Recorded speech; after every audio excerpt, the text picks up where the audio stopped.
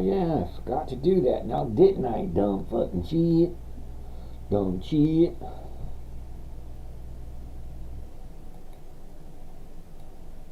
Right.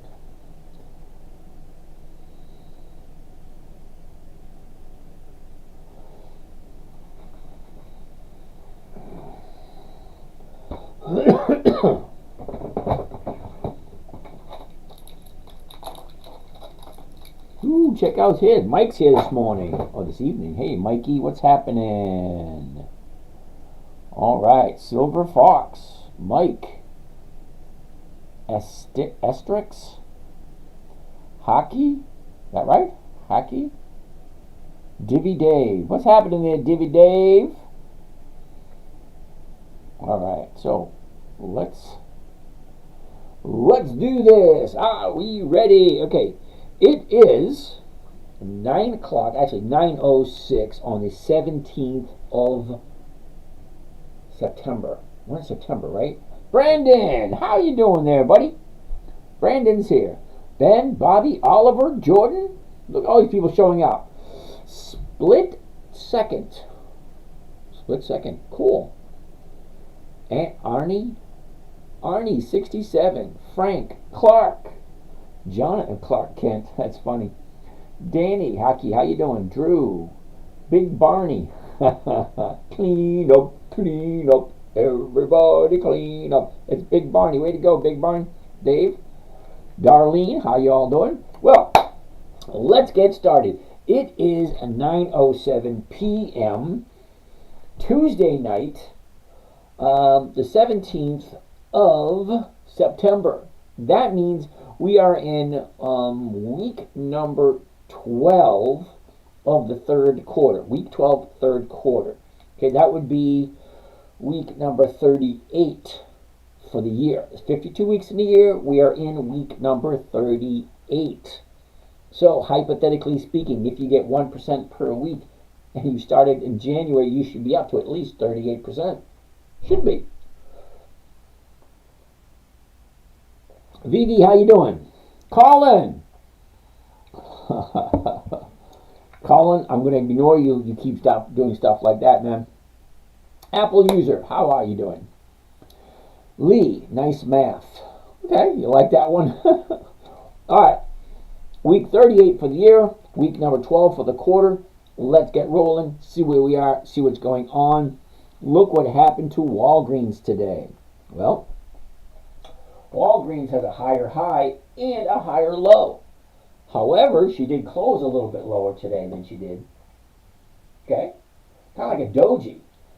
She opened up and she closed at the exact same number. Cool beans. But we do have a higher high and we do have a higher low for Walgreens. And I'm good with that. Simone, how are you tonight? Ed, Eric, how you guys doing? Autofield, New York. Cool beans. Snail of Vision. Okay. Jazz, Gecko, Teddy. LLE. I have no idea what that means. LLE. Lily. Ooh, there you go. LLE. Lily. Martin Riley. What's happening? One life to live. Cool. All right, so you guys are signing in. Nobody's saying hello. Tiki Talk. Still trying to figure out what you guys are doing over there at Tiki Talk. Okay. All right. Paco the Taco. South Shore Farm. South Shore. Jake, what's happening? Noah. All right. So we are in Tuesday. So we have 3 days to go. How did I end up here at 3 a.m.? Well, thank you for showing at 3 a.m. Where the heck are you if it's 3 a.m.? It's only 9 here. So 9 here, 3 a.m. would be 6 hours ahead. That would be, is that somewhere in England or Midway? Somewhere in that area? Somewhere between here and there? I don't know. Mickey's the Great. Germany. Oh, my German is extremely rusty. Sorry, But hello there, how are you doing? So 3 a.m., what does bring you here anyway at 3 a.m.? Now, I'm just showing people how to invest for weekly cash flow for a safe, predictable, consistent 1% per week. That's over 50% per year. If that's appealing to you, hey, welcome to the show. Ask some questions if you like. Now, I'm only doing dividend stock companies here in the U.S. at the moment. Unlike Europe, it's a little bit different. TikTok, Paul, I don't do yield max. Sorry. I only do companies that actually been around for over 20 years. All right, I'm an old dude and I like to have consistency, predictability, and safety. Okay, so I'm not thinking of yield max as a safe bet, at least not for someone in my position. Pranvan, Coyote, what was that? Coyote, 77. DMTLP. I have no idea what that means. All right, so DMTLP looks like you might be in your 40s or 50s based on that picture. I'm in my 60s, dude. Total different world. So you're going to have to break down exactly what that means. Okay, so anyway, thank you for that. So as I was saying to you in Germany, rules here for trading stocks and options are different in the rules for European stocks and European options. It's a little bit different. So I'm not very familiar with European options. You know, I do know that you can't exercise an option until this day. I'm from India. Well, hello. I would love to go to India someday. There's so much about India I find fascinating. Some parts. Some parts I have no desire to go to. Other parts I do. Bill, should. Bill, I'm not quite sure what should means, other than how it's used in the context of the sentence. Justin's Everyday Trading Limited. Well, Justin, you and I should have a chat, because I'm kind of curious. I'm always interested in what other traders are doing. Now, what I'm doing here is extremely boring as hell. See, I invest in dividend stocks for weekly cash flow, so I can get, a consistent flow from my cash. How would I look for those stocks that have dividends weekly? Right, Philip, I don't know where you got the impression there are companies that pay weekly dividends. No, there aren't. Okay, I use dividend stocks that have weekly options. India is fun if you can deal with smells. Yeah, I can deal with smells.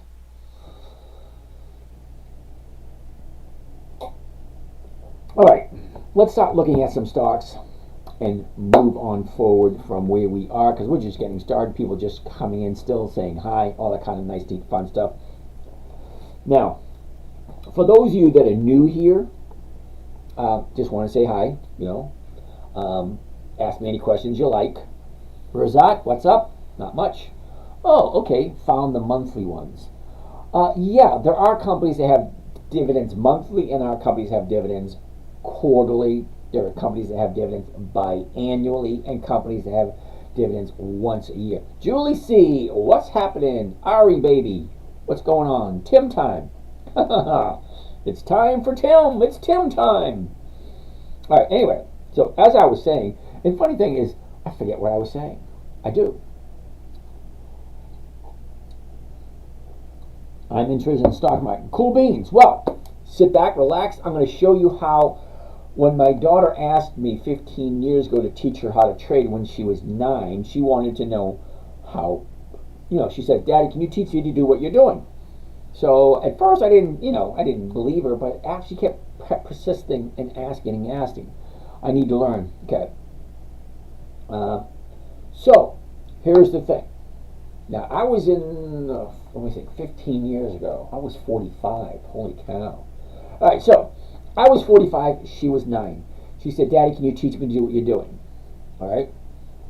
CRF, Bryce, hold on a second. We'll put that in here right now. CRF. CRF has no option, so that's going to be a no. Sorry, dude. I have a portfolio margin account and need to get more consistent. Been having huge account swings. All right, vintage card deal. Cool. Bryce, I just looked at CFR. CFR is a no. It says it doesn't have any options whatsoever.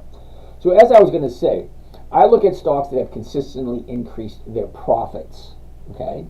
Why would you invest your money in a company that's not consistently profitable? So I look at companies' dividends. If you don't know what a dividend is, it's nothing more. CRF, Cornerstone. Okay? CRF. No options. Okay, sorry. IEP was a good one for me. All right, now, I don't like IEP. Okay, now I'm going to explain, Jay. You ready for this, Jay? I'm going to explain to you why I don't like IEP. Okay, yeah, they have weekly options, great. The premiums really aren't that bad. But what I don't like about IEP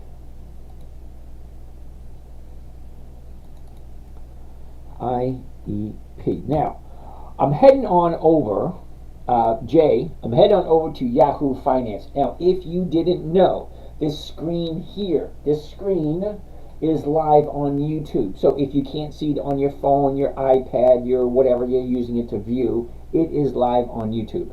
Okay, so it allows you to look at the small little numbers.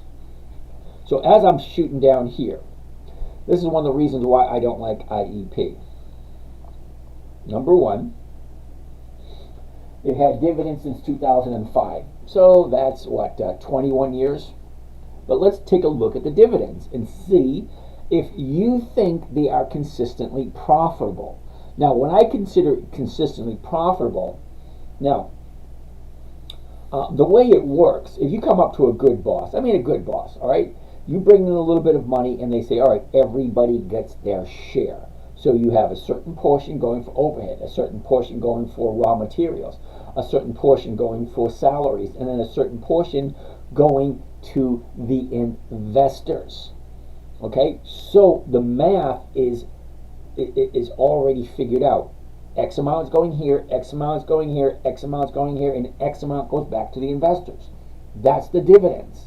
If the dividend increases every single year, well, logic, reason, and common sense says, well, the company's got to be consistently profitable in order to do that. So let's take a look at the dividends with Icon. In 2005, it was 10 cents. 2006, it was 10 cents. It didn't increase at all. So from 2005 to 2006, there was no increase in profitability. All right, fine. So 2007, they jump up to 15, go to 24 in 2008, 2009, 24, 2010, 24, 2011 goes from 24 to 49, and then they drop it down to 10. Explain to me in a manner which I'll understand, because I never bought the magic bullet theory. Okay? I didn't buy the fact that the Twin Towers just fell down, and I didn't buy the what is it, Building 5 fell for no reason whatsoever. Nothing even came close to it, but for some strange reason, she fell. Doesn't make sense. I don't buy the bullshit. Sorry. So, if you're going from 24 and you're at 24 for 3 years, no increase whatsoever, well, that doesn't make sense. Okay, fine. So, in 2011, it goes from 24 to 49. Well, that's great. But at the end of 2011, it drops down to 10. Well, that's a, wait a minute, 60, that's an 80% decrease. Okay, from 49 to 10. That's an 80% decrease. Okay, so 2011, it's at 10 cents. 2012, 10 cents. 2013 jumps up to $1. Does it really make up for the 4 or 5 years that they didn't increase? No, not really. 2014, 150. 2015, 150. 2016, 150. 2016, 150. 2017, 150. What is that, 4 years of no increasing whatsoever? Why would I trust my money into a company like this? I'm just saying, if I'm going to put my money in a company, I want to make sure they're profitable year after year after year. That's 2014, 2015, 2016, 2017, 2018. Year after year after year, I want consistently increasing in their profits. or I don't want to invest. Now, we checked a couple of days ago. There's 9,642 different companies that you can invest in any time at all. Why would I invest in one that's not consistently profitable? But wait, we're not done yet. So 2018, it's 175. 2019, $2. 2020, $2. 2021, $2. 2022, $2. 2023, $2. And in 2024, they cut it by 50%. Explain to me how this makes sense to you. Okay? To me, it's a no, and it's a what the hell are you thinking putting your money into something like this? Okay? Just for the fun of it, MSFT, we all heard of Microsoft. Just for the fun, I'm going to go through this really quick. You ready? 2005, 8 cents. 9, 10, 11, 13, 16, 20, 23, 28, 31, 36, 39, 42, 46, 51, 56, 62, 68, 75. Consistently increasing year after year after year. But that's not the only one. I got hundreds of them that do that. GPC. Now, GPC, I'm not going to go all the way to the back, all the way down, because it's 70 years. That's 7 decades of increased dividends. Okay, so all the way back to 2000. 28, 29, 30, 31, 34, 37, 39, 40, 41, 45, 50, 54, 58, 62, 66, 72, 76, 79, 82, 90, 95, and a buck. Consistently increasing year after year after year. Why the hell would you put your money into a company that's not consistently profitable? I'm not looking for capital growth. I'm not looking for capital growth. I'm looking for consistent profits on a weekly basis. So I only do companies that are consistently profitable and have weekly options. I also bumped their dividends by 8 cents just recently. Big Pasta! How you doing, brother? All right, let's go back to where we were. So needless to say, IEP is going to be a no. Hey, brother, how are you tonight? Virgil, what's happening? Okay, Intel went up this week. Cool, let's take a look at Intel. Oh, I missed all these questions. La la.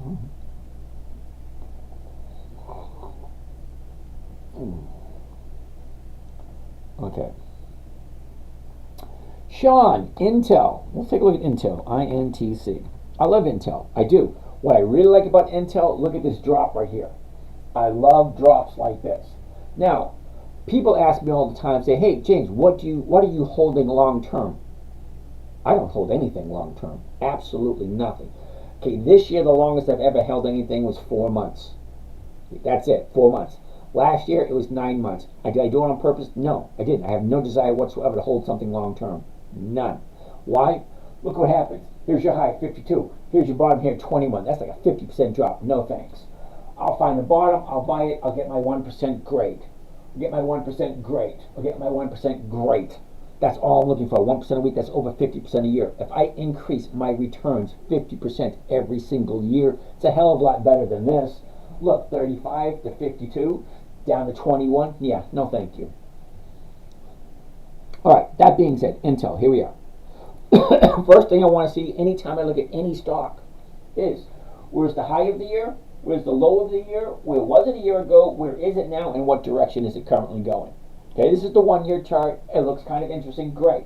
We're currently at 2147. Now, from there, before I look deeper into the chart, I want to go to the numbers. Now, what are the numbers, you ask? Well, what am I buying it for? What strike price am I selling? What am I collecting as a strike price? And is that going to be 1% or more? Because remember, my goal is a safe, predictable, consistent 1% per week. How am I doing that? Well, I'm using weekly options. One of the safest trading strategies there is called a covered call. That's where you buy a stock and you sell a call option against it, a stock option. So yeah, I do stocks and I do options. But I only do one trading strategy here because I consider this as a stair-stepping strategy. It's an introduction. Okay, buy a good company, sell the rights to someone else. If you don't want to do anything else, great, fine. So you get 50% a year. Well, what's wrong with 50% a year? Think about it. What's wrong with doubling your money every 14 months or 15 months? We did the math yesterday. It was like 14.4 months. It's like 14 and a half months to double your money. Oh, great. I'm all for that. All right. So at $21.39, the closest one's going to be the $21.50, and it's going for 50 cents a share. Now, 50 cents a share on a $21 stock is more than 2%. So here's the question. Do you like Intel? Do you like Intel at $21.39? Well, if I can buy it at $21.39, sell the $21.50s and collect 50 cents, great. I can even sell the 21s and pick up 78 cents, or the 20.50s and pick up $1.10. As long as I'm getting 1%, the further up the chain I go, further up the ladder I go, the safer the trade. But also, you see where the line is, where the purple is and the black, the difference between the two? Okay? The purple up here is in the money. These are out of the money. Right here at this line right here, that's called at the money. Okay? 21.39, well, the 21's here and the 21.50's here, so at the money's right here, it's right in this little spot. At the money, that's where the highest rate of return is. Okay, you get a lower rate of return going out of the money, but then you get capital appreciation. Here, you have less rate of return, but it's a safer trade. And there's a huge difference between safety and more money. Okay, I would prefer safety over more money any day. Okay, because I'm retired and I have no desire to go back to work. I have no problem going back to work, but I don't want to. Okay, I'll go back to work if I feel like it, not because someone tells me I have to. MDT, that Medtronics, MDT. Yep, Medtronics, there we go. All right, so I can't read that name, sorry. I have no idea if that's what that is. It looks like Arabic or whatever. Okay, I can't read it, but MDT, here we go. Here's the high, here's the low, here's where it was, here's where it is, here's the direction it's going. It's currently at 88.63. I can buy it at 88.85. The closest strike price is going to be 89. The 89 is going for 38 cents. That just doesn't work, but here's the thing. We only got 3 days left. Wednesday, Thursday, Friday. So it doesn't work for this week. So what does it look like for next week? So if this is the price, the 89 for next week is going for 87 to 107, barely 1%. If you like that. Charles, LRCX. Moneyman Myers, nice to see you back again. Jesus, how you doing? Joe, how you doing? Witty. Jarek in Baltimore. Cool beans. All right. LRCX. LRCX. Interesting. $766 a share. LRCX. Okay.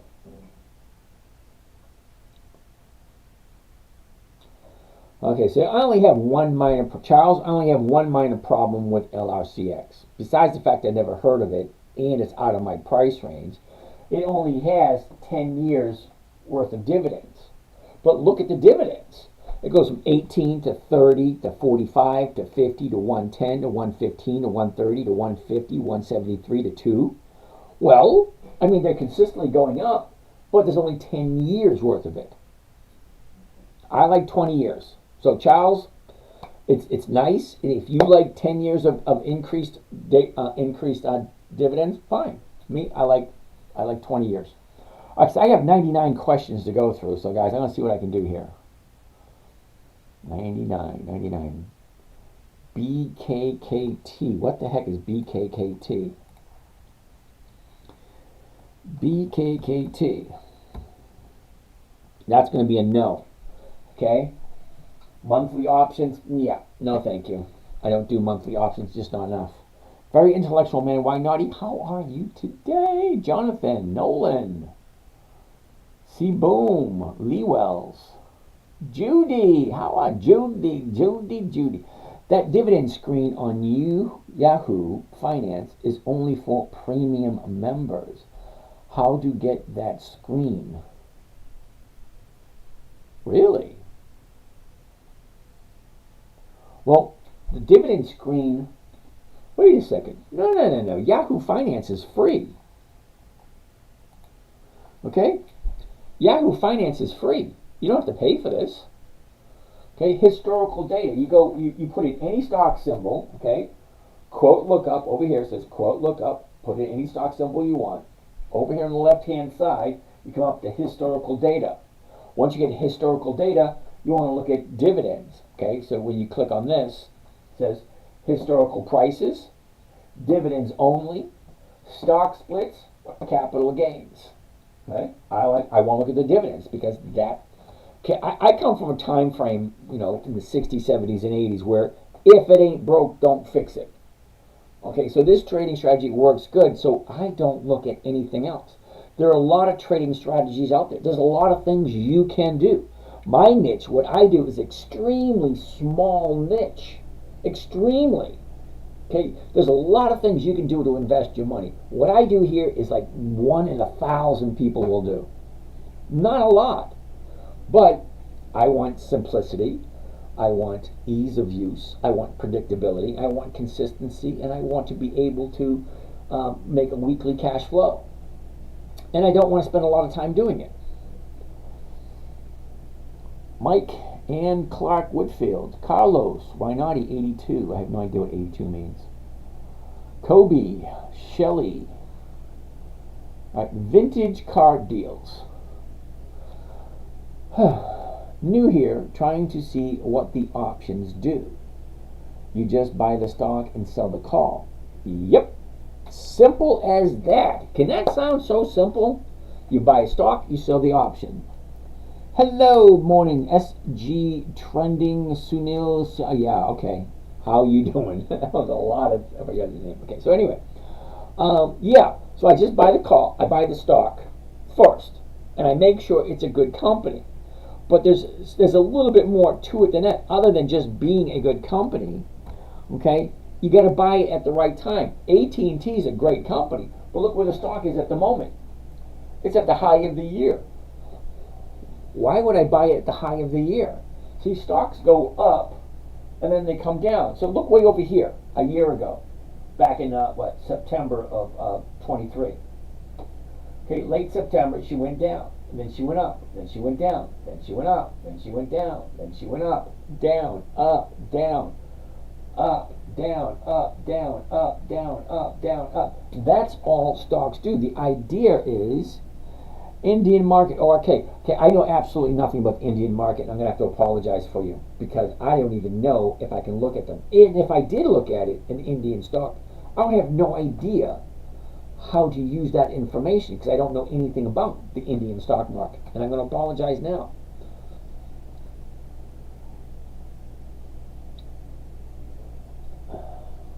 You're human. Thank you for that. That was nice. I'm going to blush. All right, anyway. So why would I buy a company at the high of the year? Okay, I'm not buying high waiting for it to go higher. I don't play that game. Okay, if you take a good look, let's zoom in right to here. Okay, look. She went up, down, and she would come down again. That's all they do. The idea is when it's at a high here, and then there's profit taking, 2 days the upside, then jump in and ride it up and wait for the profit. Take the profit, say thank you very much, and then move on to the next company because every company goes up and down, up and down, up and down. So I look at 300 companies and that's it. I don't look at more. And the ones I look at have consistently increased their dividends for more than 20 consecutive years, and they have weekly options. Global market, I would love to be able to get to the global market, but I'm just I'm a one pony show at the moment. So until I can get more people to help me out doing what I'm doing, and then I can branch out and look at a worldwide market and the rules and regulations worldwide, we're going to have to be satisfied with just the U.S. market. Because the U.S. market is the biggest market there is at this moment in time. And it's the only one that I know. Granted, it doesn't take that much to figure out the rest of it, but here's where we are. Okay, sounded like they changed CEO. Okay. Alrighty. Oh, people from all over the place. They start to lose for a reason. Probably. Uh-oh, I missed a whole bunch of questions.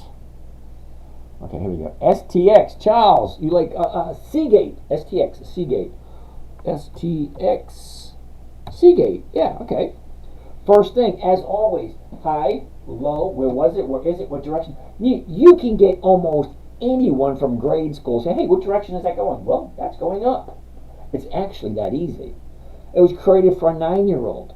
Okay, my 9-year-old was not a Mensa student. She was just an average, everyday, normal girl. Okay, so the trading strategy had to be simple. It had to be safe, predictable, consistent, and no way for her to lose. That's one always gets everyone. What do you mean no way to lose? There's always a way to lose. Well, yeah, kinda yes, kinda no. The reason why I say kinda yes, kinda no, well, think about it.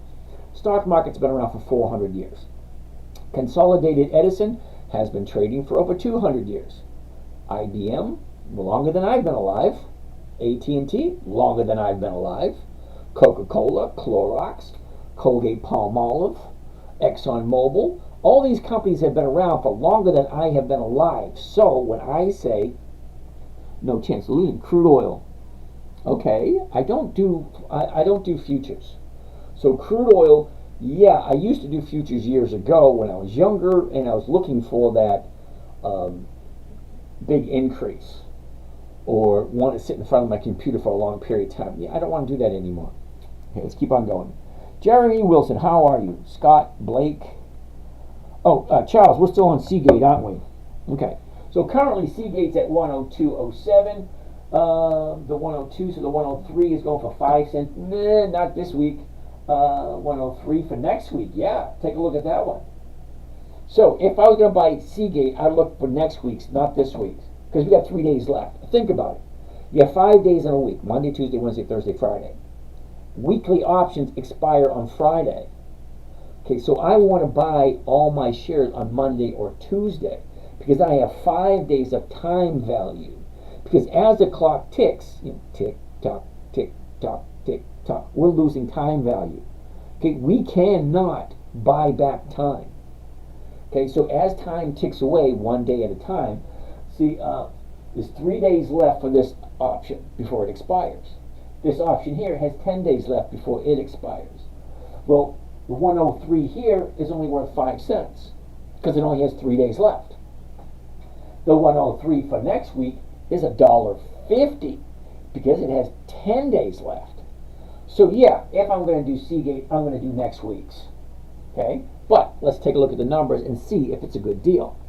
First off, the bottom of the year was a year ago, 63.55. The top was just a couple of months ago. Okay, that was 113.73, and that was the end of July. Now, from the end of July's high of the year, well, she dropped here. So it went from 113 to 90. That's a $23 drop. A $23 drop on a $113 stock is almost 20%. You got a 20% drop here. And then she shoots back up, pulls back. Now we're in an uptrend again. Okay, well, how far is this uptrend going to go? Let's look at the last 90 days. Now, the reason why I like the last 90 days is because it gives me a good idea of where it's flowing. Because what did it do last week? Okay, this is what it did last week. What did it do the week before? Okay. So what can we predict for this week? Well, it looks as if it's going to continue running on up. Okay, so I like odds and probabilities. Okay, I want odds and probabilities in my favor. So if 80% of all stock options expire worthless, I don't want to be buying. I want to be selling. So if I buy the stock at the current price, 102, 103, and I sell the current option and I get my 1%, great. That's what I'm looking for. But I only want to buy it if it's in a current uptrend. Okay, number one, never buy something you do not understand or you do not want to hold on to for the long term. Buy it as if you're going to hold on to it for a long time. But if I buy it and it hits my target, great, I have no problem letting it go because I have another stock right behind it waiting to go. As a matter of fact, I have 299 other stocks waiting, ready to go. So I only buy like 5 to 10 positions a week because I have six different accounts. So, this account here only has 6 positions. I have another account that only has 4 positions. Then I have one account that has 20 positions. Okay, they all have a different outcome. Like this one here is looking for a safe, predictable, consistent 1% per week. I have other trading strategies that I don't teach here. I'm a nice guy, but I'm not that nice. I'm giving away this information for free. I'm not holding anything back. Ask me a question, I'll tell you. Well, Charles, want to look at Seagate? Here's Seagate here. This is my interpretation. Is it a recommendation? No, it's not a recommendation. What it is, it's my interpretation. Okay, and I'm spewing facts, not opinions. Do you mess around mining companies? Okay, Joe, it's an awesome question. I'm going to touch on that in 1 second. Just hold tight. So when I say it's not a recommendation, I'm just reading the numbers. And I'm giving you facts. Because the fact is, the last trade today was 102.07. The fact is, the bid at this current moment in time is 101.10. The fact is, the current ask price at this moment in time is 104.22. These strike prices and these numbers, well, they're all factual at this moment in time. Tomorrow morning at 9:31 a.m., all of this is going to change. Okay? And the only thing that's going to change on this would be the very next days. Because all this is all factual. You can pick any one of these days. Here's the high, here's the low, the open, the close, the volume. It's all factual information. Colton Lee, how are you tonight?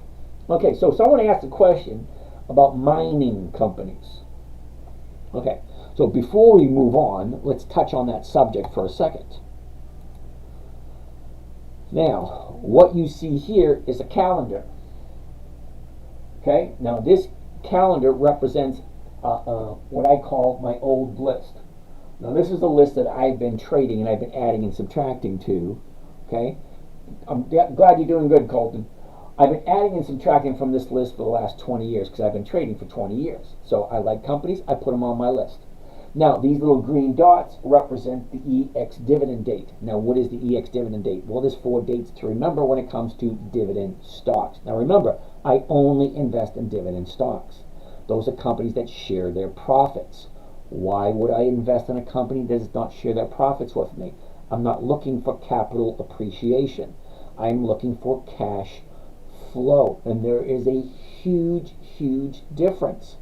If you're here and you're under the age of 50, 60, or 70, okay, and you're looking to grow your money quickly, yeah, this ain't it. This is slow, this is boring, this is methodical, and this is really boring. It's the same thing, week after week after week. As a matter of fact, I have been live streaming since the beginning of January. The nice thing about YouTube is YouTube keeps all the videos. So you can go back and see all the videos that I've done since the beginning of January up until now. And you will notice I say the exact same things day after day after day after day. Okay? But that's just this year. Virgil, thank you for that. That's just this year. You're going to like this. You're going to find this funny. I find it funny every time I look at it. Okay, we're going to go to my YouTube channel, just for the fun of it. And we're going to go to videos. And then we're going to go to my oldest videos. And this is the very first time I make an appearance in a video. Hi, I'm Tracy, and as you being part of my internet website company, which my dad doesn't like to hold that, but I do. Okay, there's me. This is 12 years ago. My daughter at this time is now 11, and we've been trading for like 3 years, me and her. So now we've moved up from, pieces of paper and scratch boards to a whiteboard. So I actually went to Home Depot and bought a 4-foot by 8-foot whiteboard, cut it in half so it makes it easier to move around. Okay, so what you're looking at is 4x4 whiteboard, and we actually have notes written down, and we're doing videos. Okay, so as you listen to what I say,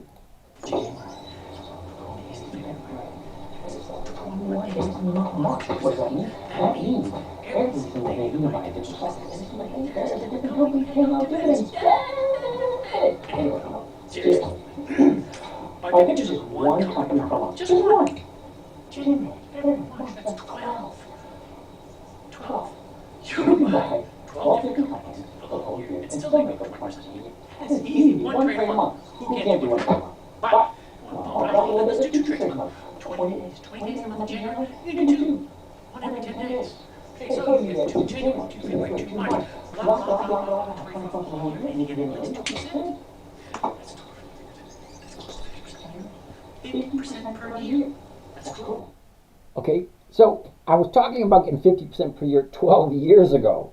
Now I can go back and look at videos from all the way from 2012, 2013, 14, 15. Anyway, it hasn't been, and since this year was that from a long time ago. Now, Colton, that was 12 years ago. Okay, let me go back here. Okay, my daughter at the time was like at my shoulders. Now she's taller than me. Okay, she's 25 now. Here is where she's 11. Okay, she first started when she was 9. Okay, she first got on my lap, said, "Daddy, can you teach me to do what you're doing?" I'm like, "Great." So we came up with a trading strategy. Simple, safe, predictable, consistent, no way to lose. Okay, fine. She was averaging 5% per month at 9 years old. Now at 11, she bumped it up a little bit, but that's besides the point. I just wanted to show you that you'll find any videos you see me doing, I'm saying the exact same things over and over and over again. I consider this as a stair-stepping strategy. It's a great way to start. It's simple, it's safe, it's predictable, it's consistent, no way to lose, and if you do it right, you can get 50% a year or more. Now, you could, because at 1% a week, that's over 52% a year. Compounded, it's 62% a year. Okay, if you compound it, you can double your money every 14 and a half months. Well, that's freaking insane. But it is what it is. You do have to do some work. It does take me 5 or 10 minutes every morning. Okay, 5 or 10 minutes. So great. I can do it while I'm eating my breakfast. Respect for a father teaching the kids good life, good future. Thank you very much, Joe. Granted, I wish it stuck because she's 25 now. She doesn't trade. She works with dogs. She washes dogs. And she loves dogs. And she's happy. Great. She's happy. That's wonderful. All right. So anyway, as I was saying, all these. So I'm going to answer your question about the mining company. You asked, do I do in mining companies? Well, yesterday, or a couple of days ago, we looked. Okay, we looked a couple of days ago. There's 9,642 companies you can invest in at any point in time. That's a lot. 9,600 companies. Okay, yeah, they have mining companies. They have oil companies. You have, I wish I had used it. Nah, no, you don't. I was really strict. I was. Anyway, okay, me and the wife would have arguments every once in a while about how strict I was. It got to a certain point where it's like, all right, you gotta leave.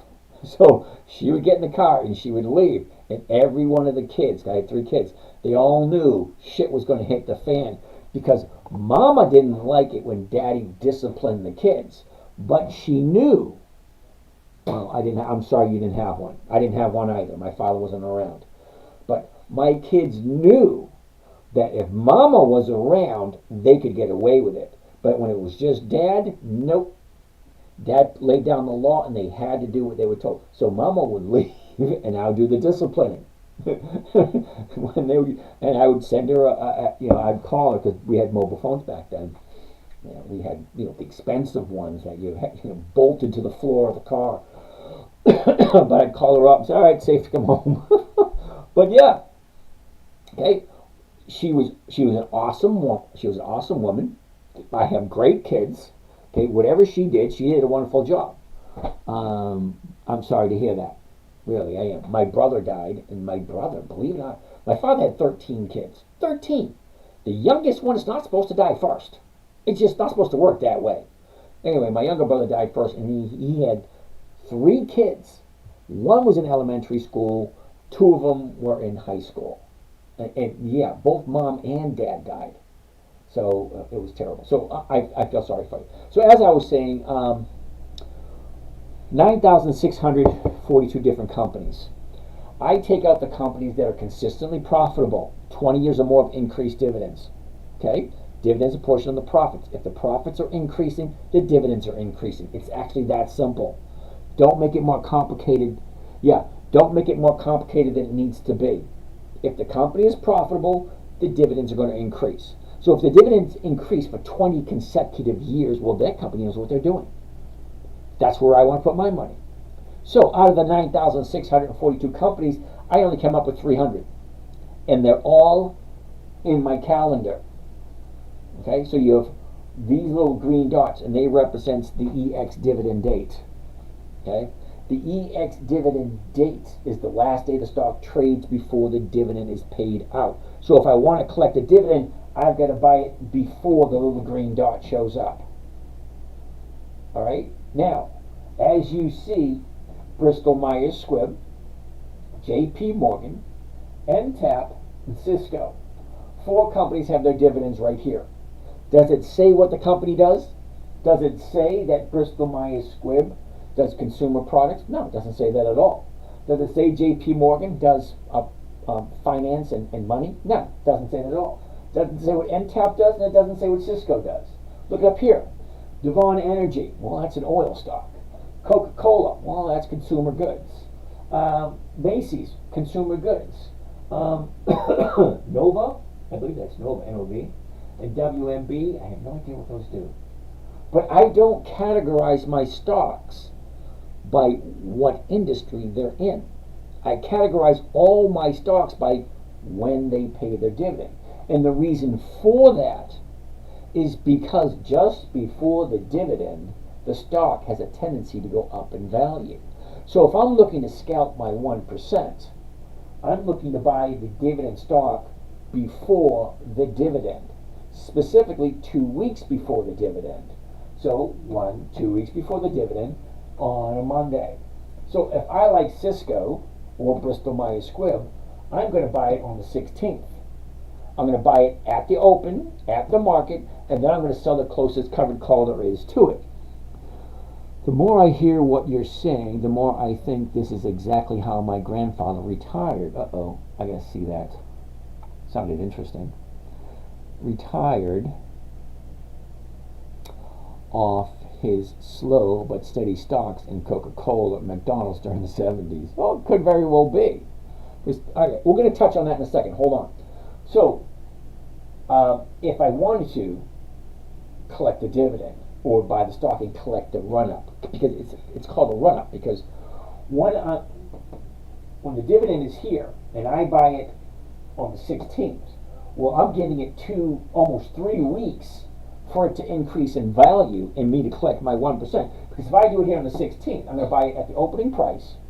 I'm going to sell the closest strike price or covered call to it. So if I'm buying it here on Monday at $100, I'm going to sell somebody the rights to buy it from me at $100, exactly what I paid for it. So what am I collecting?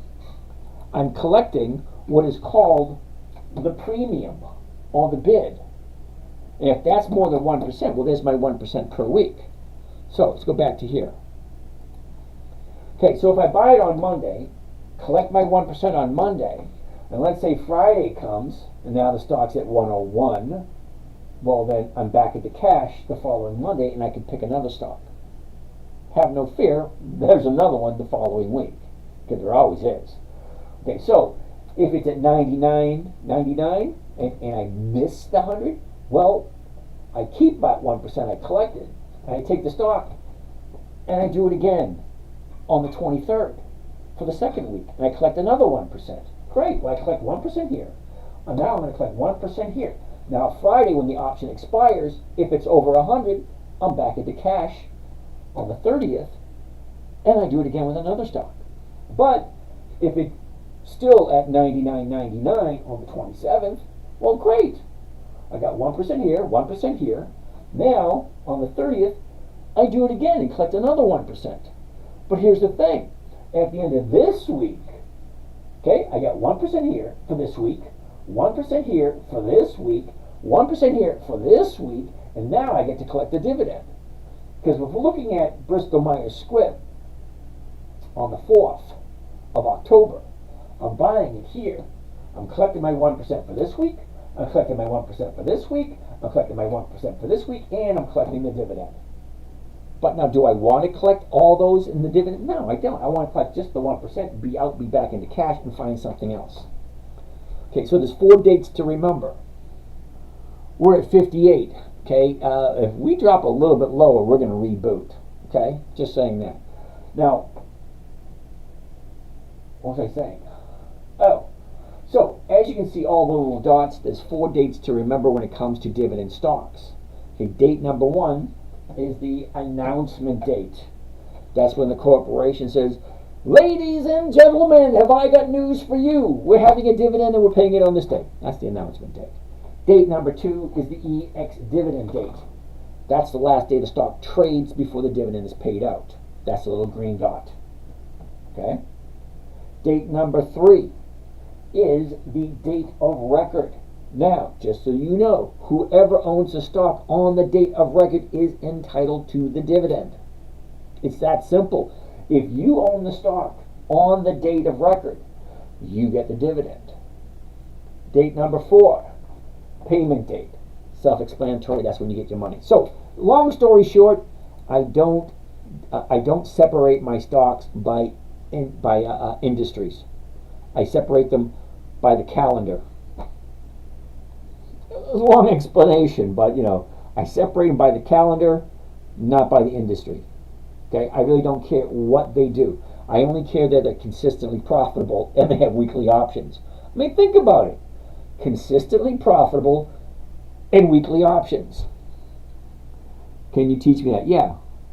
At the cross scripture. Okay, so let's keep on going with some of these questions. But in short term, don't you get hit with taxes? Lose. Is that lose, S-O? Lou? Taxes? Good question. Now, taxes, you really, really, really, really need to consult a tax strategist or a tax planner.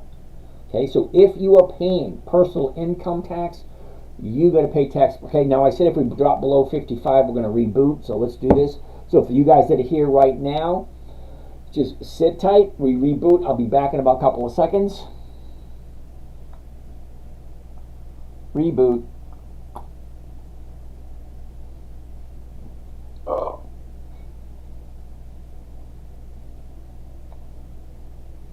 Wow, come on.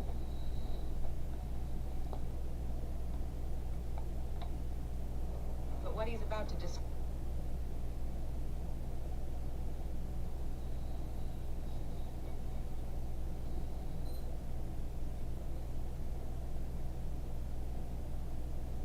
Sorry, you guys over on YouTube. I'm just rebooting on TikTok. Anytime I drop below 60, I like to reboot. That way it gets more people into the audience. All right, so STX, we're done with STX. Everything looks good. The movement looks good. The numbers look good. All right, so let's jump in and take a look at some other stocks that we're thinking about, something we have up for consideration. Well, Dollar General is one of my favorites. I love Dollar General. Power of Publish. I would like to invite you to come along. I would.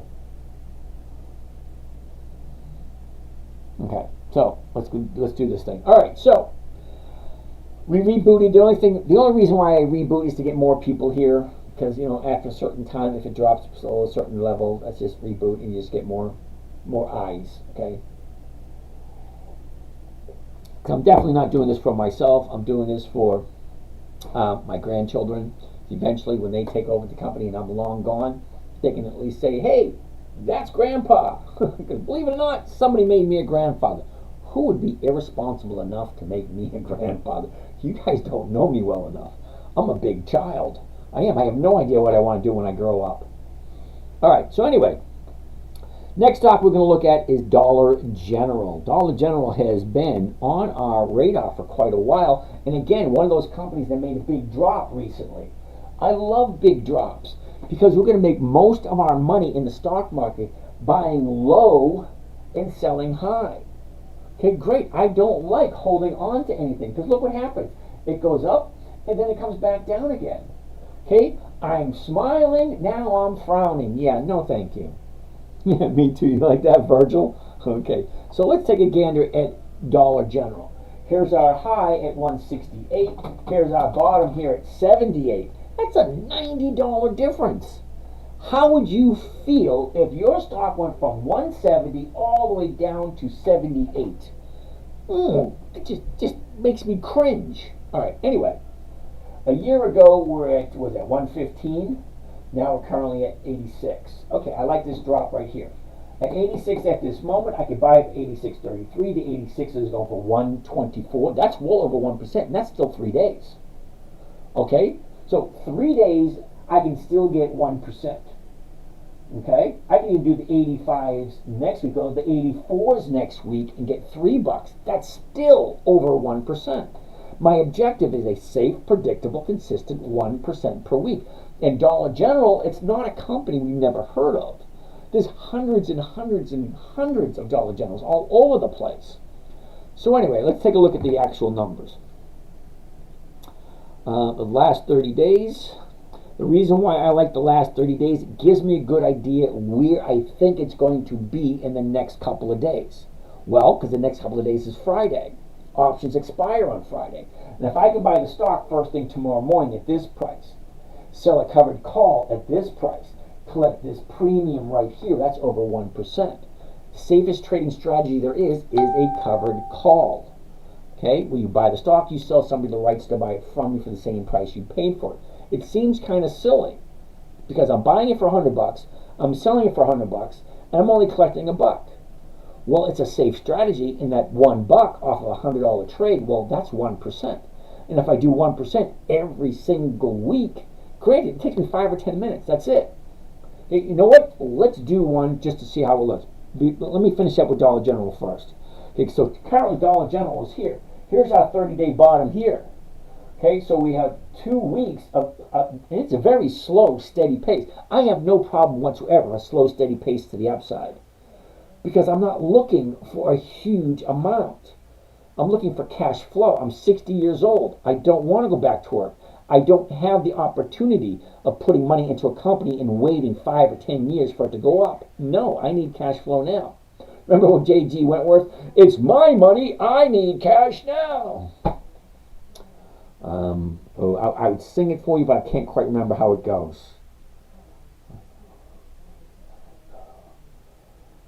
Anyway, hello. When you buy stocks, do you have to buy or select the covered call option? Thank you. Use your 221682. Let's go over a couple, and I'll actually show you a trade or two. Now, we're going to use Dollar General as an example. Okay? So, Dollar General at this moment in time is 86, so I like it at 86. So, what I'm going to do is I'm going to do a trade right here, right now. You see how quick it is on Dollar General at $82. Okay, so let's get rid of this because we don't need it. Next thing I want to do, now, Thinkorswim, which is this trading platform, which is the one that I like. If you have long-term payments and you need cash now, no, that's not how it goes.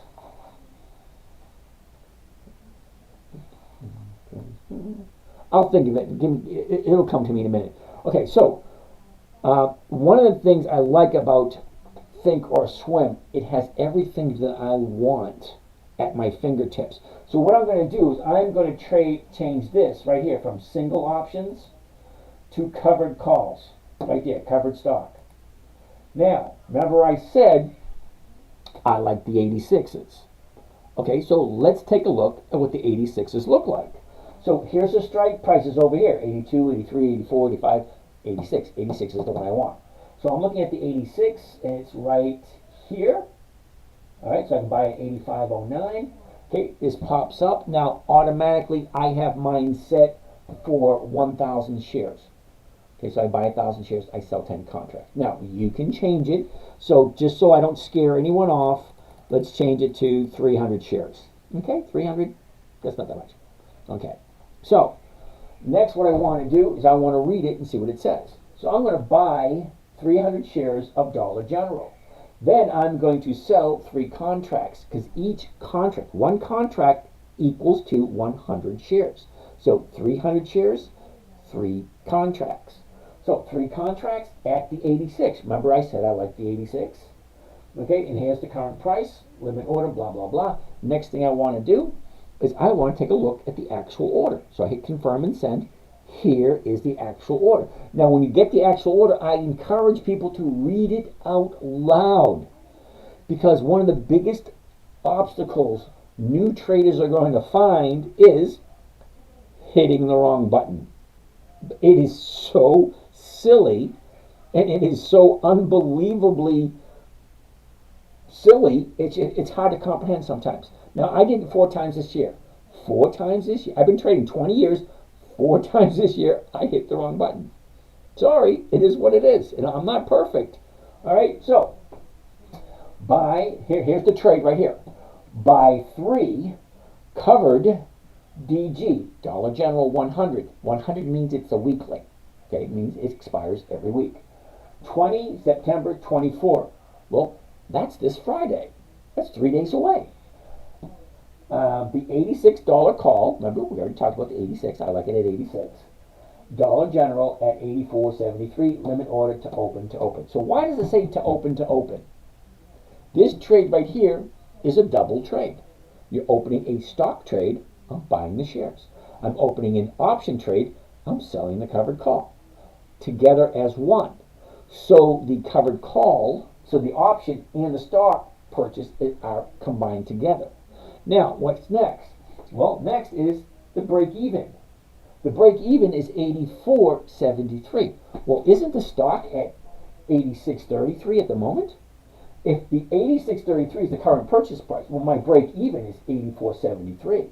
That means anything over 84.73 is going to be a profit.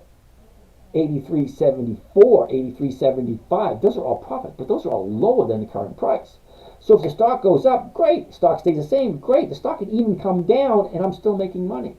So stocks only go 3 ways. It goes up, it goes down, or it goes nowhere, sideways. I hate it when they say sideways because stocks don't go sideways. They go up, they go down.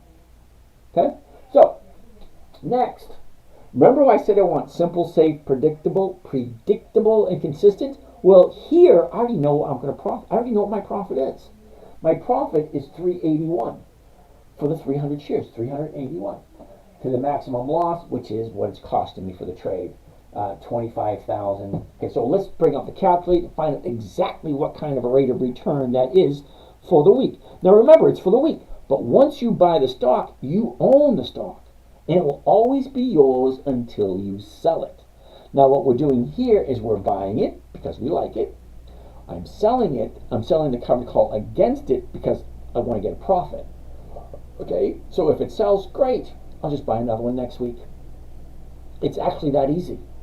But if I don't sell it, well, I'll sell a covered call next week. If it doesn't sell that, I'll sell another covered call. And then I'll sell another. See, I had, hold on a second, Kimberly Clark, KMB, last year. 9 months I had Kimberly Clark. I collected 3 dividends and like 20-something premiums. It was nice. Okay, I bought it. It went down, went sideways, came back up, and then I sold it. Okay, number 1, never buy something you don't want to hold on to long term. Never sell at a loss. Make sure the company's consistently profitable. Make sure it has weekly options, and then make sure the numbers work. Numbers, well, we want to know what we're making. Okay, so let's get rid of this. Maximum profit, 381. Okay, and what is this trade costing me? To find out what your rate of return is, you take your profit, 381, and you divide it by your investment. Now remember, if the stock stays above the 86 by Friday, I get all that money back. And I get this money right away. So 381 is the profit, and it's costing me $25,420 to make that trade. That is a 1.5%. See, 1.4988. That's 1.5% for 3 days. Now, you ask yourself a question. 1, does it make sense? The Dollar General, is it a good company? Well, it's been around for a while. Okay? Is it going anywhere? Do you really think Dollar General is going to roll up, shiver up, and disappear? No, it's not. Okay? It's going to be around. Now, if $25,000 is scaring you, fine. Well, let's change it. Let's change it and let's buy just 100 shares. Okay? So at 100 shares, we're making 127. All the numbers are still the same. Okay, here's the break even, exact same. But my profit is less, 127, but I'm not dishing out oh, 8,400. So let's take the calculator again, clear that. We take 127 off of 100 shares, and then we divide it by the purchase price, $8,473 for 100 shares of Dollar General, and that comes to, oh, look at that, the exact same amount of money. 14988. Well, that's 1.5%. See, the amount of shares is irrelevant. Whether you buy 100 shares, whether you buy 1,000, the rate of return is the exact same. So at 100 shares, it's 1.5%. 300 shares, it's 1.5%. So let's clear this out, and let's do 1,000 shares, just for the fun of it. So 1,000 shares. Okay, now I'm getting $1,270. All right, so $1,270 is my profit. And what's it costing me? Well, now it's costing me $84,736. Well, what is that rate of return? Oh, look at that. The exact same rate of return. So when people say, hey, I made 5,000, hey, I made 10,000. Yeah, I really don't care about the amount you made. How much did you profit? Rate of return. So if you made $5,000 this week, good, great. What did you start with? If you started with 5 million and you only made 5,000, I'm not impressed. Okay, that's not impressive. That's like 0.1%. That's not impressive at all. But 2 and 3% per week consistently. Now remember, this only takes me 5 or 10 minutes a day. So let's do a couple really quick, and I'll do very minimal talking so you can see how quick it actually is, because it's really not difficult. Okay, so adults have a tendency to complicate things and make it more difficult. So I'm going to show you really quick how I do it. Like, first and foremost, it's always, let's get rid of that. Let's get rid of that. Let's get rid of this. Go back to here. So I want to set things back up to ground zero. Here we are. And I want to go here. All right, so we're going to blow through a bunch of them, and I'll show you how quick and easy it is, because it's really not difficult. Now, if you got a pencil, piece of paper, you might want to write this down, because step number one is one of the most important ones. Step number one is finding a good company. Now, here's how I find my good companies. Google Dividend Kings List 2024. 54 companies that have increased their dividends for 5 decades. Dividend Kings List, Dividend Aristocrats List 2024. 67 companies that have increased their dividends for 25 consecutive years. Dividend Champions List 2024. 150 companies that have increased their dividends for more than 25 consecutive years, but have less rules than the Dividend Aristocrats. Dividend Aristocrats have certain rules that the champions don't. Dividend Contenders List 2024.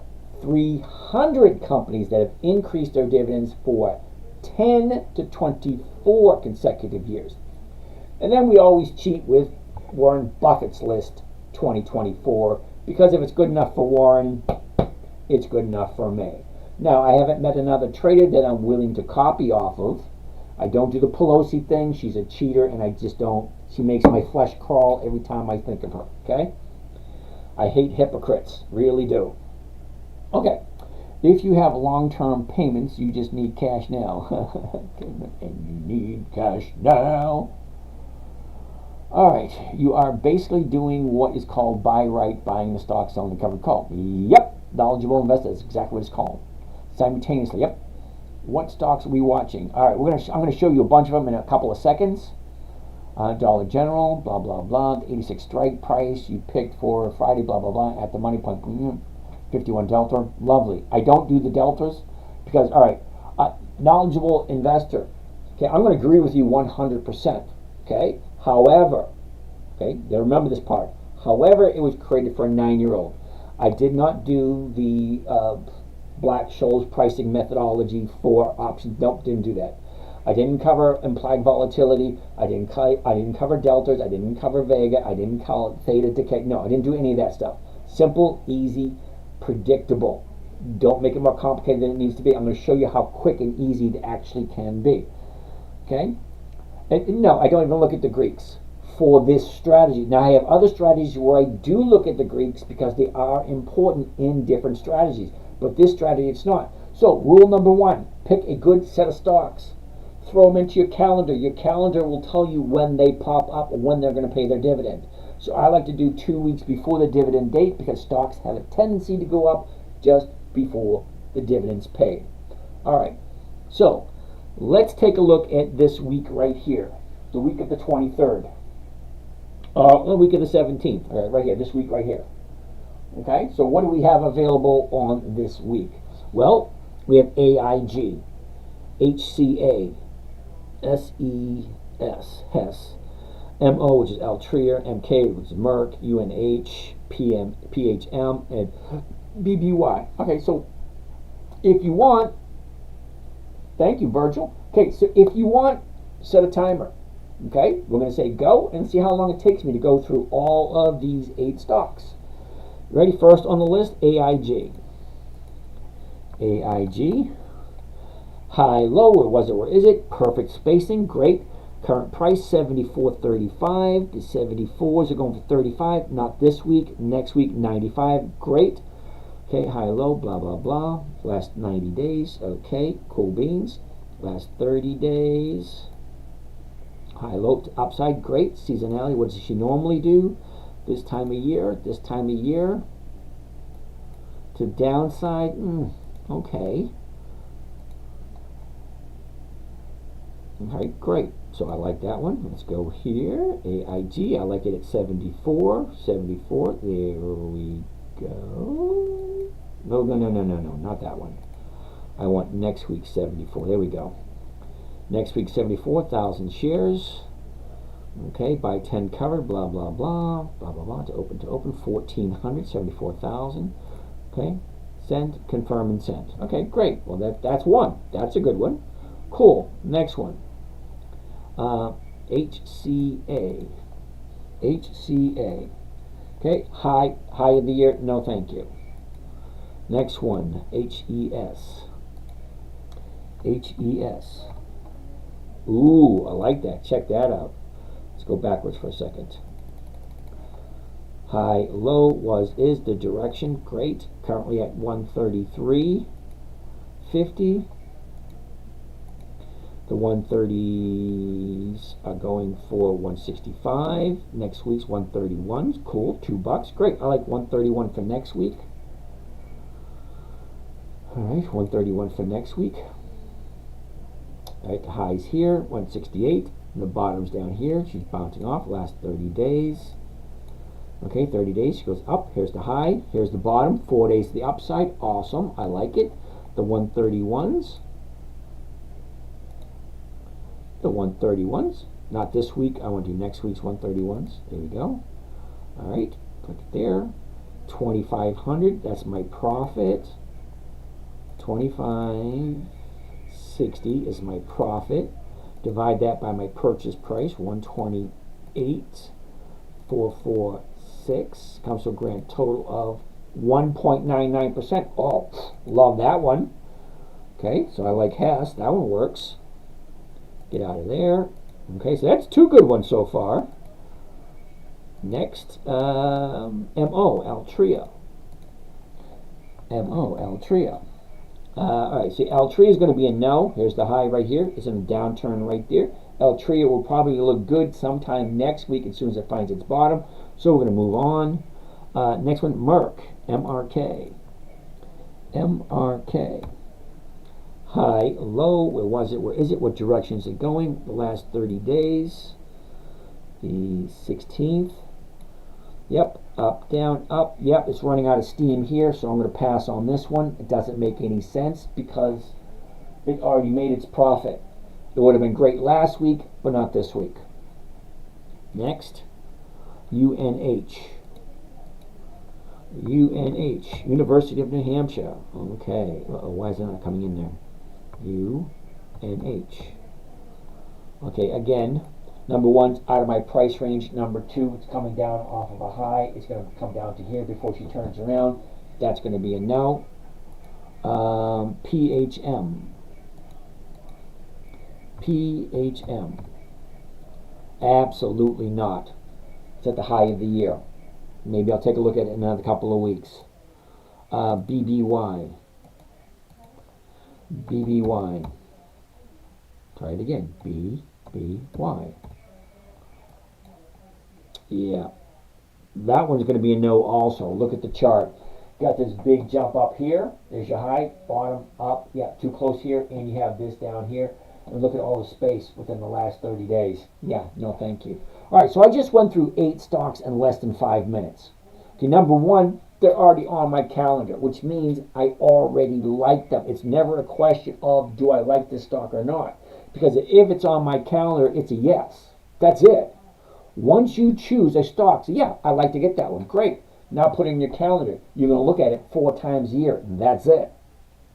Okay, so here is Seagate right here. I'm only looking at Seagate 4 times a year. That's it. Okay, so next week, I'm not looking at Seagate. The week after, I'm not looking at Seagate.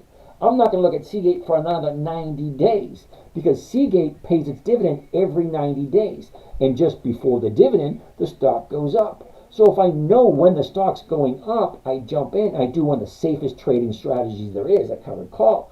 Buy the stock, sell the option. Worst case scenario, I get a stock that continuously increases its dividends every single year. Worst case scenario. Can I live with it? Yes, I can. But it has weekly options, so I can sell an option against it every single week. Do you remember my cow analogy? If I buy a company, okay, if I buy a cow and it gives me a gallon a week, great, I'm happy. But what happens when it gives me a quart or a pint? Do I get rid of it? No.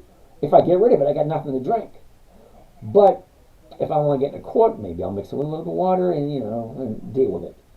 But it's something. Something is better than nothing. And that's what a lot of people have a hard time grasping. All right. What are your favorite dividend stocks specifically? Rico Vico. Okay. So far this year, it's Macy's, Nordstrom's, Kohl's, Walgreens. Okay, Brian, he's just trying to profit off the premium doing that. I do that sometimes. Knowledgeable investor, cool. I bought shares of BITX and wrote covered calls immediately right after money for this Friday. What the heck is BITX? Now, if I say that, basically, it's not on my list. Oh, the Bitcoin thing. Yeah, no options. Why the hell would you do that one? Why would you do a 2x Bitcoin strategy? Okay, interesting. 26. It's definitely bouncing up. It's at 26.31. The 27s are going for 80 cents. Nice. I like it. But it has no dividends, so it's not something I would do. But take a look. If you think it's going to hit 27, the 27s are going for 80 cents. Okay, that's more than 2.5%. If you like BITX, I've never heard of it, but it is what it is. My shares should be called away by this Friday. Yep, they should, hypothetically. How much did the average person make with your service? The average person makes over 1%. Bum, bum, bum, bum, bum.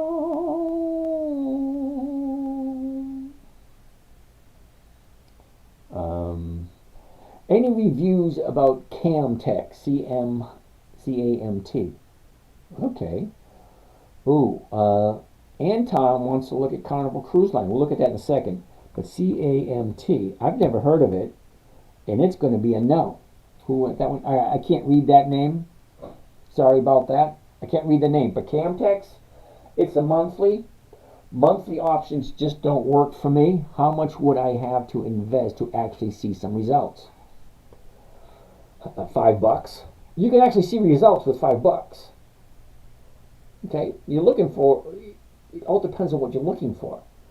Okay, you're not going to retire on $5. You're not even going to retire on 500. You might retire with 50,000, or 75,000, or 100,000. But you got to come up with an amount of money that's going to actually make a difference in your life. You think of it this way: at this moment in time, most people are trading their time for money. All right. Now, when I first started, I didn't have a large enough amount of money that I could retire with. Okay, so I had to build it over the years. I'm at the point now where I have enough where 1% a week satisfies all my bills. Now, at some point in time, when you reach retirement age, now there's 3 different retirement ages, or 3 different hold on a second. Key date? No. Moment of enlightenment? No, that's not it either. Fact? No, that's not it either. Anyway, three ways people are going to retire. Number one, okay, you're going to age out. Okay, when you come to retirement, you're going to age out, which means you're too old to work. Everybody knows you retire at 72, 68, 55, whatever it is in your country or where you are. All right, age out means you're too old to go back to work. 2, walk out. Walk out is basically, hey, I have enough money, I don't need the bullshit anymore, I'm going to retire. Well, that's me. 60 years old, I had enough where I have enough coming in on a weekly basis, I don't need any more. That's where I am. Number 3, this is not a good one, okay? Toe tag out. What does that mean? The only way you're quitting working is you age out, you walk out, or you toe tagged out. That means you die on the job. There are a lot of people that do that, work until the day they die. Not me. I did not want to go down that route. I understand. I use your method all the time, and I sell puts too. Knowledgeable investor, that's an awesome strategy. I love selling puts, but I don't teach it here. Because here on this channel, it is a simple, easy, predictable strategy. Dang! Did you like that one? So ask yourself a question. Okay, when it comes time for you to retire, door number 1, Johnny, tell him what he's won. Door number 2, or door number 3. All right, so keep it simple. Your way is easy for new option sellers. You're absolutely right. Simple, easy, predictable, consistent. Once you get this down pat, move on to other things. There are other trading strategies that are easy that you can add to it. Okay, selling cash secured puts. It's simple, it's easy, but it's not as safe as this one. Okay, this one is simple, safe, predictable, and easy. You know what your profit's going to be going in. You never buy something you do not like or you do not understand. I may keep it simple. All right, keep on going with questions. Here we go. I'm watching you on the big screen in my living room. Woohoo! That's what I tell people. Grab some popcorn, soda, beer, whatever you desire. Some cognac, a cigar, smoking pipe, whatever. Sit, chill, look at the numbers on your big screen. I love a big screen. I got a big screen right over my bed. It's awesome. No taxes on overtime. I love that. Your feet stink. Thank you. Hey, MoFish, Uber has not been around for over 20 years. Now, MoFish, when I say, if you want to invest in Uber, hey, more power to you. When I say I only invest in money in companies that I know are consistently profitable and can prove that they're consistently profitable with 20 years of increased dividends. 20 years of increased dividends are 20 years of increased profits to the company and to the investors. Okay, there's over 300 companies that fall in that category. Uber is not one of them. Okay? All right, Jared, I agree with you. I love it. Trump came up with the idea, no taxes on overtime pay. That's freaking awesome. Low gasoline prices, yeah, that's awesome too. However, I don't want to do politics here. Most people do not like my politics. Joey, JEPQ. I don't want to make you feel bad, Joey, but hell no. Let me explain why JEPQ is a no. For me, JEPQ. You may like JEPQ. You'd like. And a lot of young people buy that crap because they don't want to take accountability for their own time and their own action. They want to pass the buck to someone else. Here's all my money. You do it. That's exactly what you're doing, Joey. Here's my money. You do it. Let me explain. JEPQ is a monthly. Number one, that's a no. I don't like monthlies. The numbers just don't work. Look at these numbers that I'm collecting. 54.93. The 54s are going for 10 cents a share. Yeah, no thank you. Okay? The next option out, the 54s are going for 54s are going for 35 cents. That's not even 1%. And I have to divide it up by 5 weeks? Yeah, no thank you. The numbers just don't work. I'm on the train. Virgil, way to go on the train, dude. Where are you heading? Curiosity. Where are you and where are you going? I'm just curious. If you actually, Virgil, if you go into my TikTok stream and you look at some of my videos from years ago, yeah, you'll see me all over the place. I was up in the mountains trading. I'm in the valleys trading. I'm on the beach trading. I'm freaking everywhere. I'm in my van parked on the side of the road trading and publishing. Yeah. Okay. So anyway, JEPQ. Let me finish off with JEPQ. Now, before we go any further, number one, it doesn't work. Okay. Now, at the current price, the 54 is going for 35 cents. That's not 1%, and I have to divide that by 5 because it's 5 weeks before it expires. Why don't you buy Bear? What the heck is Bear? If I've never heard of it, it's going to be a no. So let me finish up with JEPQ because I'm not quite there yet, and most people buy shit that they have no idea what the hell it is.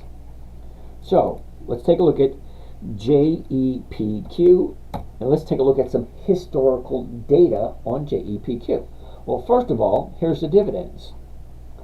Okay, number one, JEPQ first started paying dividends in 2022. That's only 2 years. Okay, so you're going to put your company you're going to put your money into a company that's only 2 years old. Explain to me where the safety is there. I like 20 years of increased dividends. AT&T is over 100 years old. Coca-Cola is over 140 years old. Walgreens, 170 years old. Yeah, okay. This is 2 years. Yeah, no thank you. That's one thing. Summary. Okay, so hold on a second. All right. Summary, JEPQ has a yield of 9.2% per year. Okay? So you're investing in a company that pays 9% per year. That's it. Now, some people might think that's good. Is that TV a Samsung? Yeah, actually it is a Samsung. Imagine that. So, 9% per year. Look at year-to-date total returns, 14.84. We are currently in week number 38. Week number 38. Now, just for the fun of it, okay, here's my account right here.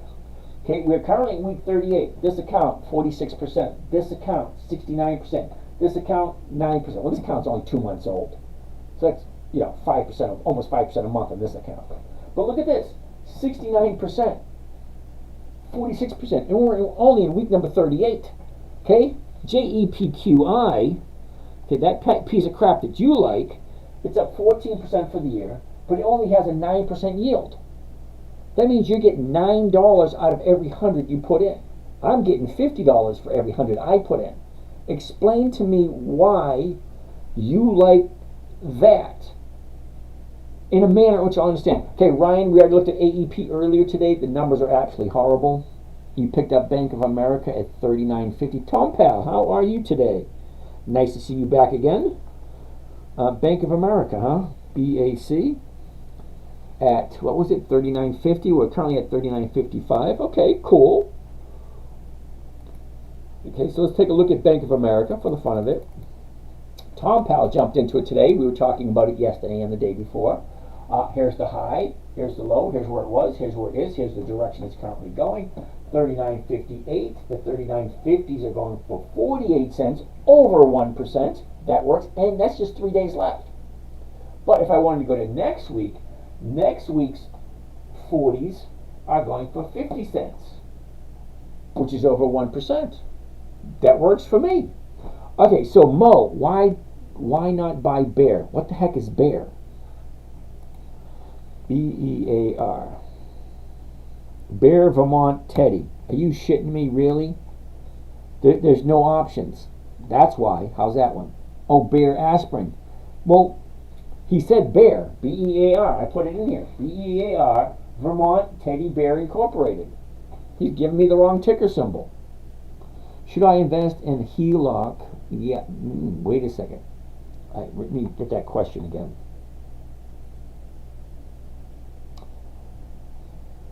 All right. So Hound Dog. Should I invest with a HELOC money at 7% interest rate? Well, Hound Dog. Cancel that. What I'm going to tell you, all right, number one, I don't know anything about you, so I cannot give you any information whatsoever what you should and shouldn't do with your money. Okay, but I tell you what. If I had the opportunity, I would borrow as much money as I possibly could from anyone who would lend me money. And I do. It's spelled B-A. Okay, yeah, I get that, but I still need the ticker symbol. Okay? So, I can't tell you to do that. But that's what I do. I mortgage the hilt. I mortgage my house to the hilt. Because here's the funny thing about homes that a lot of people don't think of. A lot of people want to, my sister has her house paid off. And I keep saying that's the stupidest thing anyone can do. Because what you're doing is you're taking your savings account and you're putting it into your house. Because when you retire, you have all this equity in your house. Great, you're not paying anything on a mortgage. Well, you're still paying on your house. You have maintenance, you have insurance, and you have, there's another one, taxes. There's no possible way anyone can be debt-free on a home. None. So if you're going to be paying on a house, this is what I try to tell my sister, why don't you leverage the house as high as you possibly can, which at this moment I believe is 90%. So you take out as much equity as you can, 90%. Now, 90%, considering it is your primary residence, well, the 100% of the interest on that loan is tax deductible. Okay, great. However, like you said, you're borrowing it at 7%. Great. You're making 50%. Wonderful. So you have automatic payments. So you make your payments automatically. And what are you walking away with? You're walking away with 43% per year free money. And in 5 years, when your house increases, you refinance, you take more out. Because here you go. Here's the thing. If you're making money and you have tax write-offs, well, the profits that you make are offset by your losses. Now you throw a corporation into the mix. So your house is into a trust or corporation, not in your own personal name, because you don't want it in your own personal name. This way you're safe. Number two, you're taking that money, and that's totally separate, and that's in a separate entity also, not in your personal name. In your personal name, you're paying the highest taxes possible. If you put it into a corporation, a trust, or a foundation, you're paying less taxes. Less taxes, more money, better lifestyle. And it is a money game that you got to learn how to play. And you're playing it anyway, you just don't realize it. Okay? The game that you're playing, and I hate saying this to people, it's a losing game. Yeah, you can put it into a trust, Virgil. It's a losing game. You're trading your time for money. Okay? You're paying off your house. Well, what advantage is that? Why not? Okay, Alibaba, yeah. How do I feel about ASPN? Hold on a second. So I think I'm done with that little rant. But yeah, you need to talk to a tax strategist or a tax planner. Most people spend more time planning a family barbecue than they do planning their financial life. Okay, if you take your finances and you arrange them in a way where you pay the least amount of taxes or no taxes at all, that's up to you. That is your responsibility.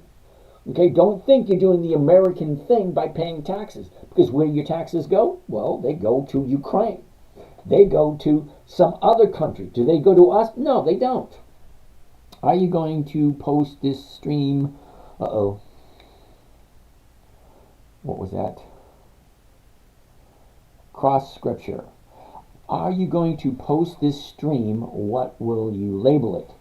I'm not going to post. YouTube already posts it. Okay, so it's posted live to YouTube every single night. So you can go into YouTube and you can see, 2.5 hours tonight, 2.5 hours from last night, 2.5 hours from the night before, so on and so on and so on and so on, all the way back to the beginning of January. Okay. Now I say to the beginning of January because that is when somebody taught me how to stand in front of a camera and do this fun stuff. Because I'm having fun at this. You got that? Okay. Okay, so Alibaba is not even in this category.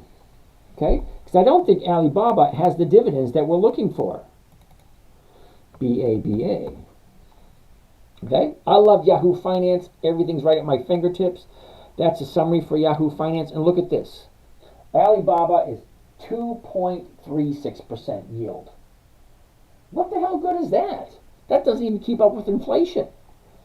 I bought 3,000 of KWEN. What the heck is KWEN? All right. Historical data. I want to see how Alibaba has with their dividends. Okay, historical prices. I want to change that to dividends only. That can't be right. So it's going to be a big fat no for Alibaba. They paid 2 dividends. 2. One last year, one this year. Why would I invest in a company that's only have 2? Yeah, no, thank you. Oh, I just joined and know this man is onto something. Nylene Rickards, how are you today? All right, so Don Q's Day done. Okay, Don, let's take a look at Aspen, ASPN. Now, I'm not 100% sure who the heck Aspen is, ASPN. But I do know it's going to be a no. The reason why Aspen is going to be a no, we talked about this several times tonight. Monthly optionable stocks, the numbers just don't work. I'm looking for a safe, predictable, consistent 1% per week. If this is a monthly optionable stock, it means I can only do it once a month. That's once a month, 12 times a year. I didn't go to college. I admit that freely. I am terribly sorry. I have no student debt. Okay? I didn't go to college. But I do know that 52 is better than 12. So I don't do monthlies because the numbers just don't work. He looks like my father-in-law. Well, alrighty then. KWEN. He just said he did buy a couple of things at KWEN. Let me get back to that one. Sorry, these questions just keep popping up. Alright, Aspen right there. Lang Jam 350. You bought 3,000 of KWEV. KWEV. That's not even a symbol, dude. Oh, KWEB. KWEB. Okay. 2588. They do have weekly options. Well, let's see how wonderful they are with their dividend payments. Because I've never heard of them. Okay, KWEB. Yeah. I'm going to say, oh, hell no. He does the same thing you do. Well, that's cool, I guess. I don't know. All right, so, Lang Jim. I have no idea what the hell you're thinking, dude. Seriously. Because apparently you didn't check the numbers. Look at how profitable they are. 2015, 12 cents. 2015, well, they cut it in half to 6 cents. From 12 cents to 6 cents. That's never a good start. Then with the 41, 34, 128, 4 cents. 22, 258, 42, 4 cents. How the hell can you in a straight face tell me that that's a good decision? Think about it. Okay? If these represent the portion of the profits that go back to the investor, well, it cut in half. This is great right here, from 6 cents to 41. That's awesome. That's a nice increase. But it goes from 41 to 34. Well, that's a decrease. Then it goes from 34 to 128. Well, that's awesome. But it goes from 128 to 4. Hell no. Sorry. Hell no. All right. Did you say 1% profit per year? No, Pedro, I said 1% profit per week. That's 52% per year. Compounded is 62% a year. Do you have other trading strategies for sale? Not on this not on this channel. Sorry. One channel, one strategy. That's it. NUE is over 2% next week. Felix, thank you for that. Thoughts on cash accounts? I love cash accounts. Okay, now, I tell people, when you're first starting, use all cash. Don't use a margin. Until you understand what the risk involved in a margin account, don't do it. You can lose your money really quick if you don't understand it and if you don't know what you're doing. All right, Jerry Young. All right. Nucor. N-U-E. N-U-E. All right, let's check it out. Nucor. Here's our high. Here's our low. Here's where it was. Here's where it is. It's the direction here is going down. What's happening right here the last couple of weeks? I want to take a look at that.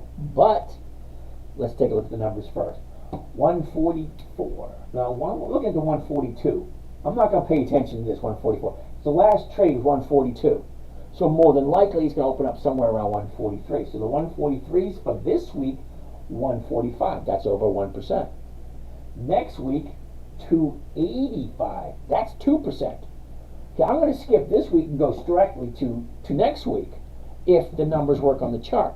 So the numbers here in the options, they work. So you buy stock and you sell the option and make it 1% or 2%. All right, great. Well, let's take a look. A year ago, we're at 155.98. We topped out at 203, and that was the beginning of April. Okay, so the bottom was last Wednesday. 30 days ago at 145. We topped out at 152.37. Now that was 3 weeks ago on the 26th of August. From there, she went sideways for a week, drops down. Last Wednesday is the bottom. I absolutely love a 30-day top, drops to a 30-day bottom, and then she starts turning around and going back to the upside. That's what stocks do. They go up, they go down. They go up, they go down. So if you're like me and you watch every single day, you can watch this transpire. Now, I look at 300 companies. That's all I look at personally. Now, you guys have me looking at a whole bunch of stuff. Literally. Let's open up my old book, see, and show you what I'm actually looking at. All right. This is last week. That's the week before. Not that much. All right. The week before. The week before. Week before. Week before, so on, so forth, on and on and on. So all the way back to January. This is always back all the way to January 1st. I'm January 2nd. But every single week, you guys have me look at stuff over and over and over again. A lot of them are no. Especially Everzoe. Especially SCHD. That's one of my biggest turds there is. In my humble opinion. I will never buy SCHD. But that's me. And I'll explain to you that in a minute, but let me finish up with NUE first. So, Nucor, what does it normally do this time of year? For that, we look at the seasonality chart. Okay, for those of you not familiar with the seasonality chart, all the way to the left is January 1st, all the way to the right is December 31st. The blue line represents the movements from January 1st all the way to today. That blue dot is today. The red line down here is 10 years worth of data. Average movement over the last 10 years. What does a stock normally do this time of year? That's based on seasonality. Winter, spring, summer, fall. Okay, you get New Year's, Easter, Valentine's Day, Labor Day, Memorial Day, Thanksgiving, Christmas, New Year's. Stocks are directly affected by the time of year and to their proximity to certain holidays. All right. Redneck, thank you for the rose. All right, let's keep on going. How much is 1% a week? Oh, boy. Interesting question. Okay. Account number 1. The beginning of the year started out with 117,475.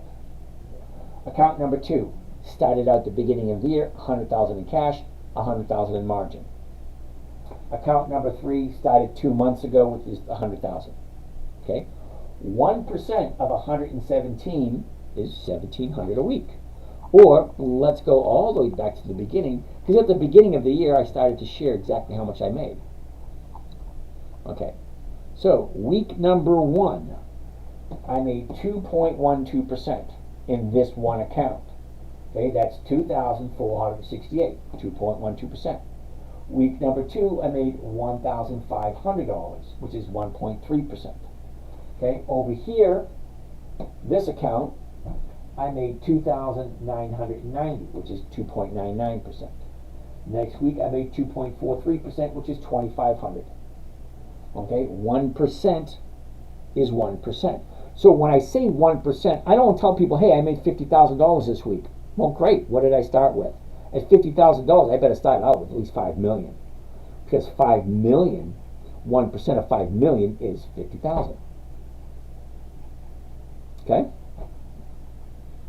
Wait a minute. Yeah, 1% of 5 million is 50,000. Okay, I was right. All right. So yeah, so that hopefully that answers the question. 1 per 100. Yep. Hey, Ace, how are you doing? Ace, you going to behave tonight? I hope so. Okay, question. Does the 5 Fed rate point cut drop stock prices more than a 50%? Okay. All right, Aram, it's an interesting question. Okay. Nothing to do with what we're doing here. So let me explain something to you. Okay, the Fed has been cutting and increasing and decreasing and do a whole bunch of weird crap to our finances since they were in inception in 2000. What is it? 1913. But here's the thing. The stock market's been around for over 400 years. Okay, you have companies that have consistently increased their dividends for more than 50 consecutive years. Okay, whether or not the Fed increases or decreases their rates has nothing to do with the profitability of a company. Coca-Cola's been around for over 120 years. I don't think that rate cut is going to affect Coca-Cola at all. Okay? It maybe affects some companies, but the companies that I look at that are over 100 years old, that have been around for a long time, don't really affect it very much. You are so knowledgeable. Great. It's not really knowledge. It's called wisdom. And that's something you cannot buy. Something you have to actually live and experience. Knowledge, you can buy that. Wisdom, you cannot. All right. Create 1K. Darbin Lee, how are you, dude? What is the difference about the selling put? All right, Darbin Lee, I don't do selling puts on this channel. Okay? But it's basically the same thing as covered calls. You put up a chunk of money, you write something against it, you get a rate of return. You're still putting up a chunk of money, and you're still getting a rate of return. Whether it's a call, whether it's a put. Basically the same. If you watch James on YouTube, you can see his chart and option a lot better. Pro tip here. Way to go, knowledgeable. Okay. Museum of Tragedy. Ooh, opinion on what happened with Spy today. I'm going to tell you really quick. Don't care. I don't pay attention to spiders. Really don't. Sorry. What's your prediction now that it hit ATH? I have no idea. Ooh, take a look at that. Ben wants to look at T-Mobile. I haven't had somebody request T-Mobile at all this year. Wait a minute, once. This is the second time somebody's requested T-Mobile.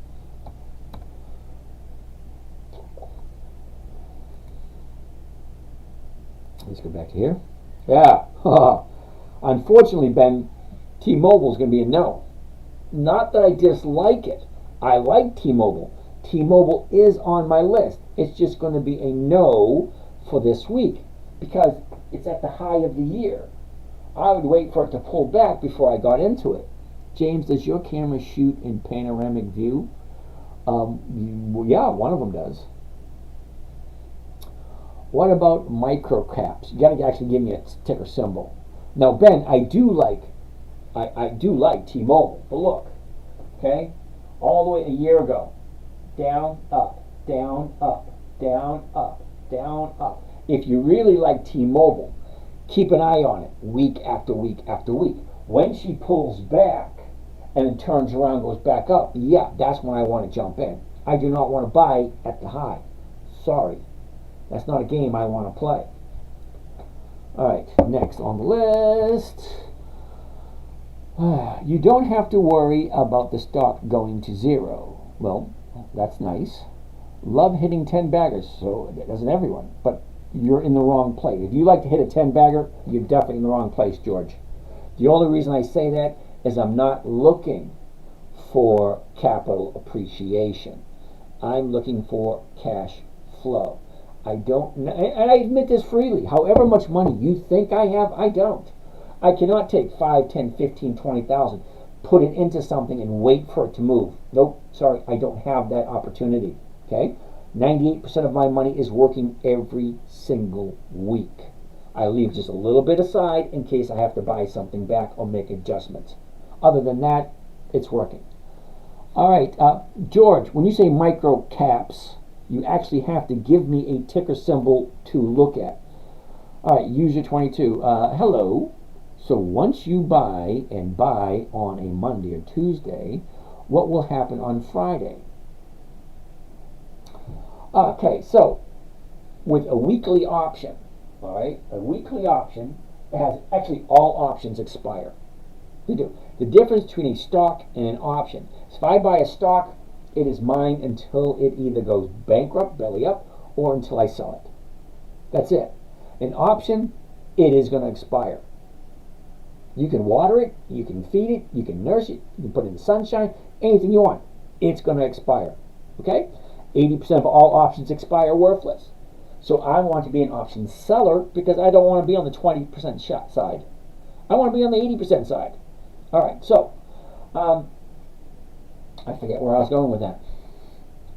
Oh, so here you go. So if I buy the stock on a Monday, sell the option on a Monday, the option is, okay, see this option here, 20 September, that's going to expire this Friday. This option here, 27 September, that's going to expire next Friday. This option here for October, well, that's 2 Fridays away, or 3 Fridays if you want to count this Friday.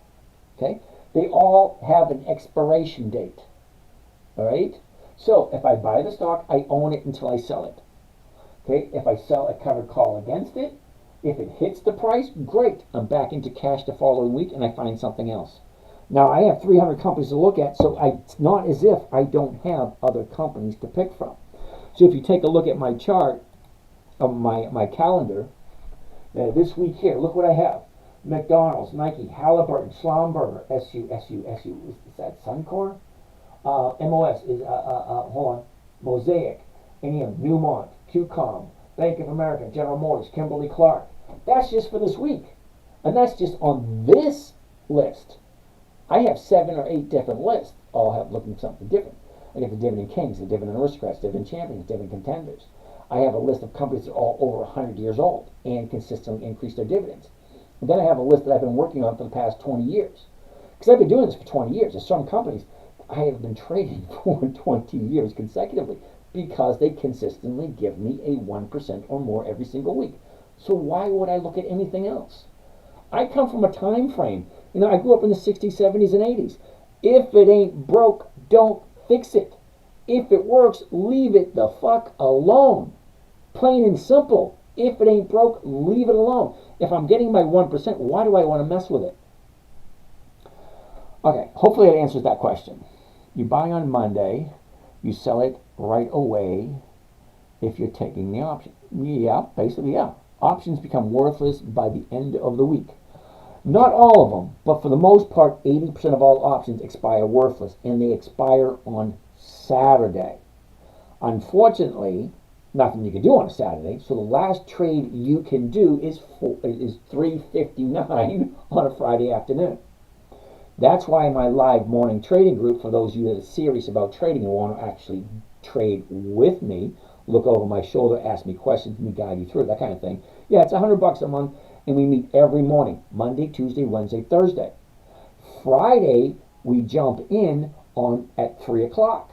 Now, I jump in at 3 o'clock on a Friday because I want to make sure everything I bought on Monday and Tuesday is going to be a perfect setup for the following Monday. Because this is not a set it and forget it. No, I buy it on Monday, it expires on Friday. Then Monday, I do it again.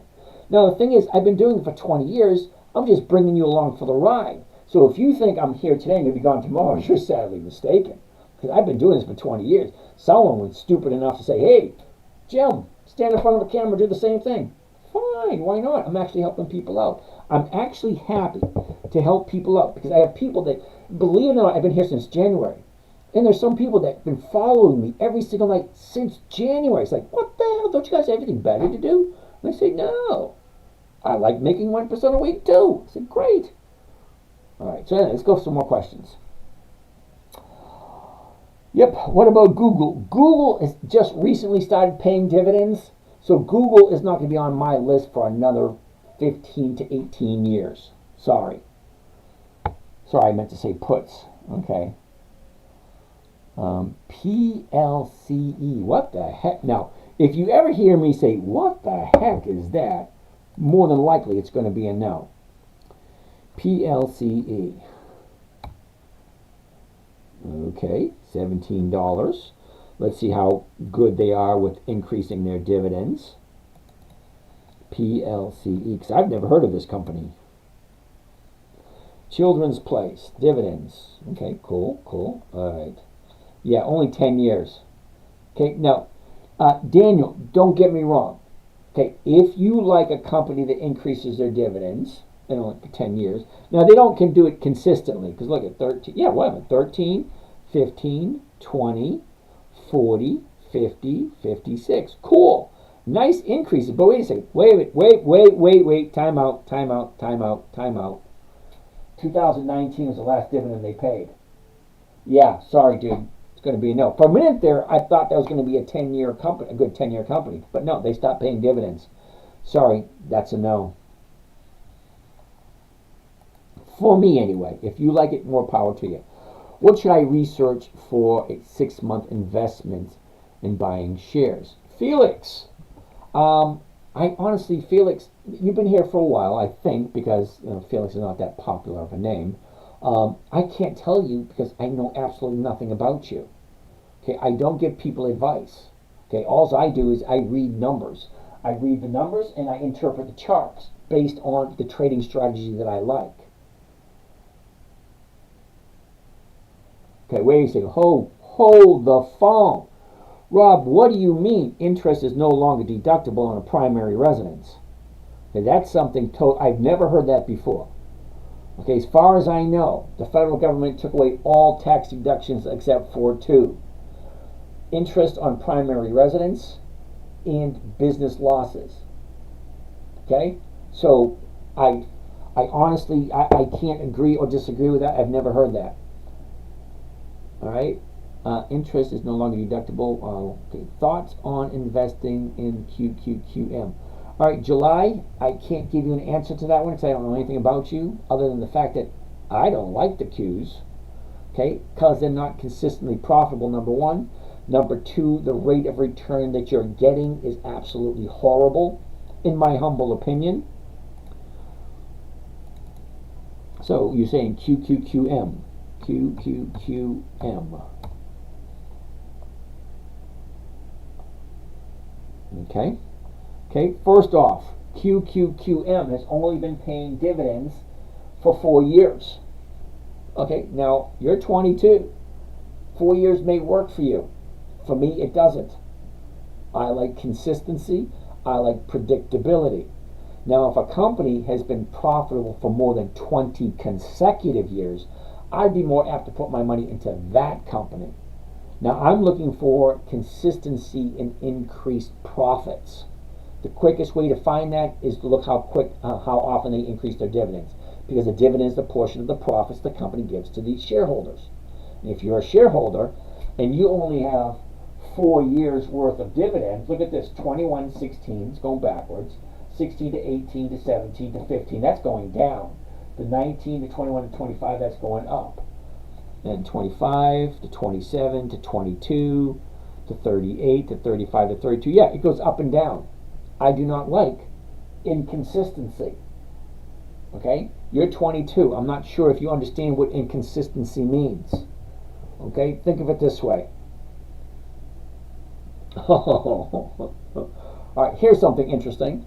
Over at my mother's house, all right, I walk into the house and I see the door trim next to the bathroom, and it looks dirty. So I want to repaint it. So as I get closer to it, it's not dirt. It's actually pencil marks. Liam, 2020. Liam, 2021. Liam, 2022. Liam. So it's my niece and my nephew on how they've grown over the years. My mother would put little check marks on the frame of the door, and I'm sure a lot of people did that. Okay, so every year it's growing. This company here, well, your profits are going up, they're going down. They're going up, they're going down. They're going up, they're going down. What consistency is that? Is that really where you want to put your money? Why not a company that looks like this? Hold on a second.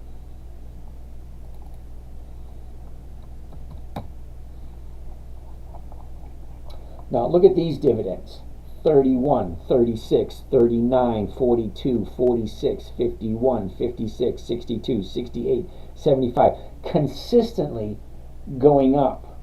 There's over 300 companies that have dividends that look like that. Consistently profitable. Okay. So when you invest your money, it is important to dive in deep and look at everything. Other than, hey, it was this price today, now it's at this price. There's a huge difference between that. Where's the consistency? Okay. Can somebody check and see if interest on primary residence is still deductible? Because I think it is. Companies that offer dividends aren't good companies. Why the hell would you say that? Coca-Cola has dividends. Ford has dividends. General Motors have dividends. IBM has dividends. Microsoft has dividends. Home Depot, Lowe's, Colgate, Palmolive, Bank of America, AGNC. There's there's over 4,500 different companies that pay dividends. Why would you possibly say they're not good companies? When is enough enough? Wasn't that didn't Charlie Sheen say that to Gordon Gekko in Wall Street? When's enough enough? Nothing's never enough for some people. Me, 1% is enough for me. Dividend Stock Talk, new to the channel. How can I learn more about what you're saying so it makes sense? Keep coming back. Ask questions. What about Coca-Cola? Coca-Cola's been in business for over 100 years. I really don't see them going anywhere. Uh-oh, I gotta go backwards. I'm missing all these questions. Need to replace the TV. Okay, John, yeah, there's a new TV right here. I just haven't installed it yet. I wouldn't recommend paper trading because it's not real money and you won't have your emotions. I understand that, and you're right in one aspect, but with paper trading, it allows you to get comfortable with the process, and it allows you to get comfortable with the trading platform. Okay? And you're right. There are no emotions into it. But you're not losing anything. Okay? So if you lose something, you lose the taste for it and you'll walk away from it and you'll never come back to it. Okay? But if you're doing paper trading, it's kind of like Monopoly. Yeah, you play it for a while and then you want to do the real thing. Okay? At some point, I suggest people do paper trading. The reason being is to get comfortable with the trading platform. Get comfortable with the process. To make sure what you think is right is right. Because if it's not right, well then don't do it. But don't put real money into something you have no idea how to do it. Unless you have someone that's going to actually walk you through step by step so that you don't make mistakes. Find a mentor that will actually be there for you to walk you through it step by step by step. But you are right. There are less emotions when it comes to paper trading as it is with real money. Real money hurts when you lose it. When you lose money on paper trading, it's like, damn, I gotta get better at that. But you're right. Knowledgeable investor. Yeah, I know, just saying I've been trading for a while. Well, okay. Okay, so if you've been trading for a while, well, it's pretty easy. I mean, you should just jump right in. You should know exactly what you're doing.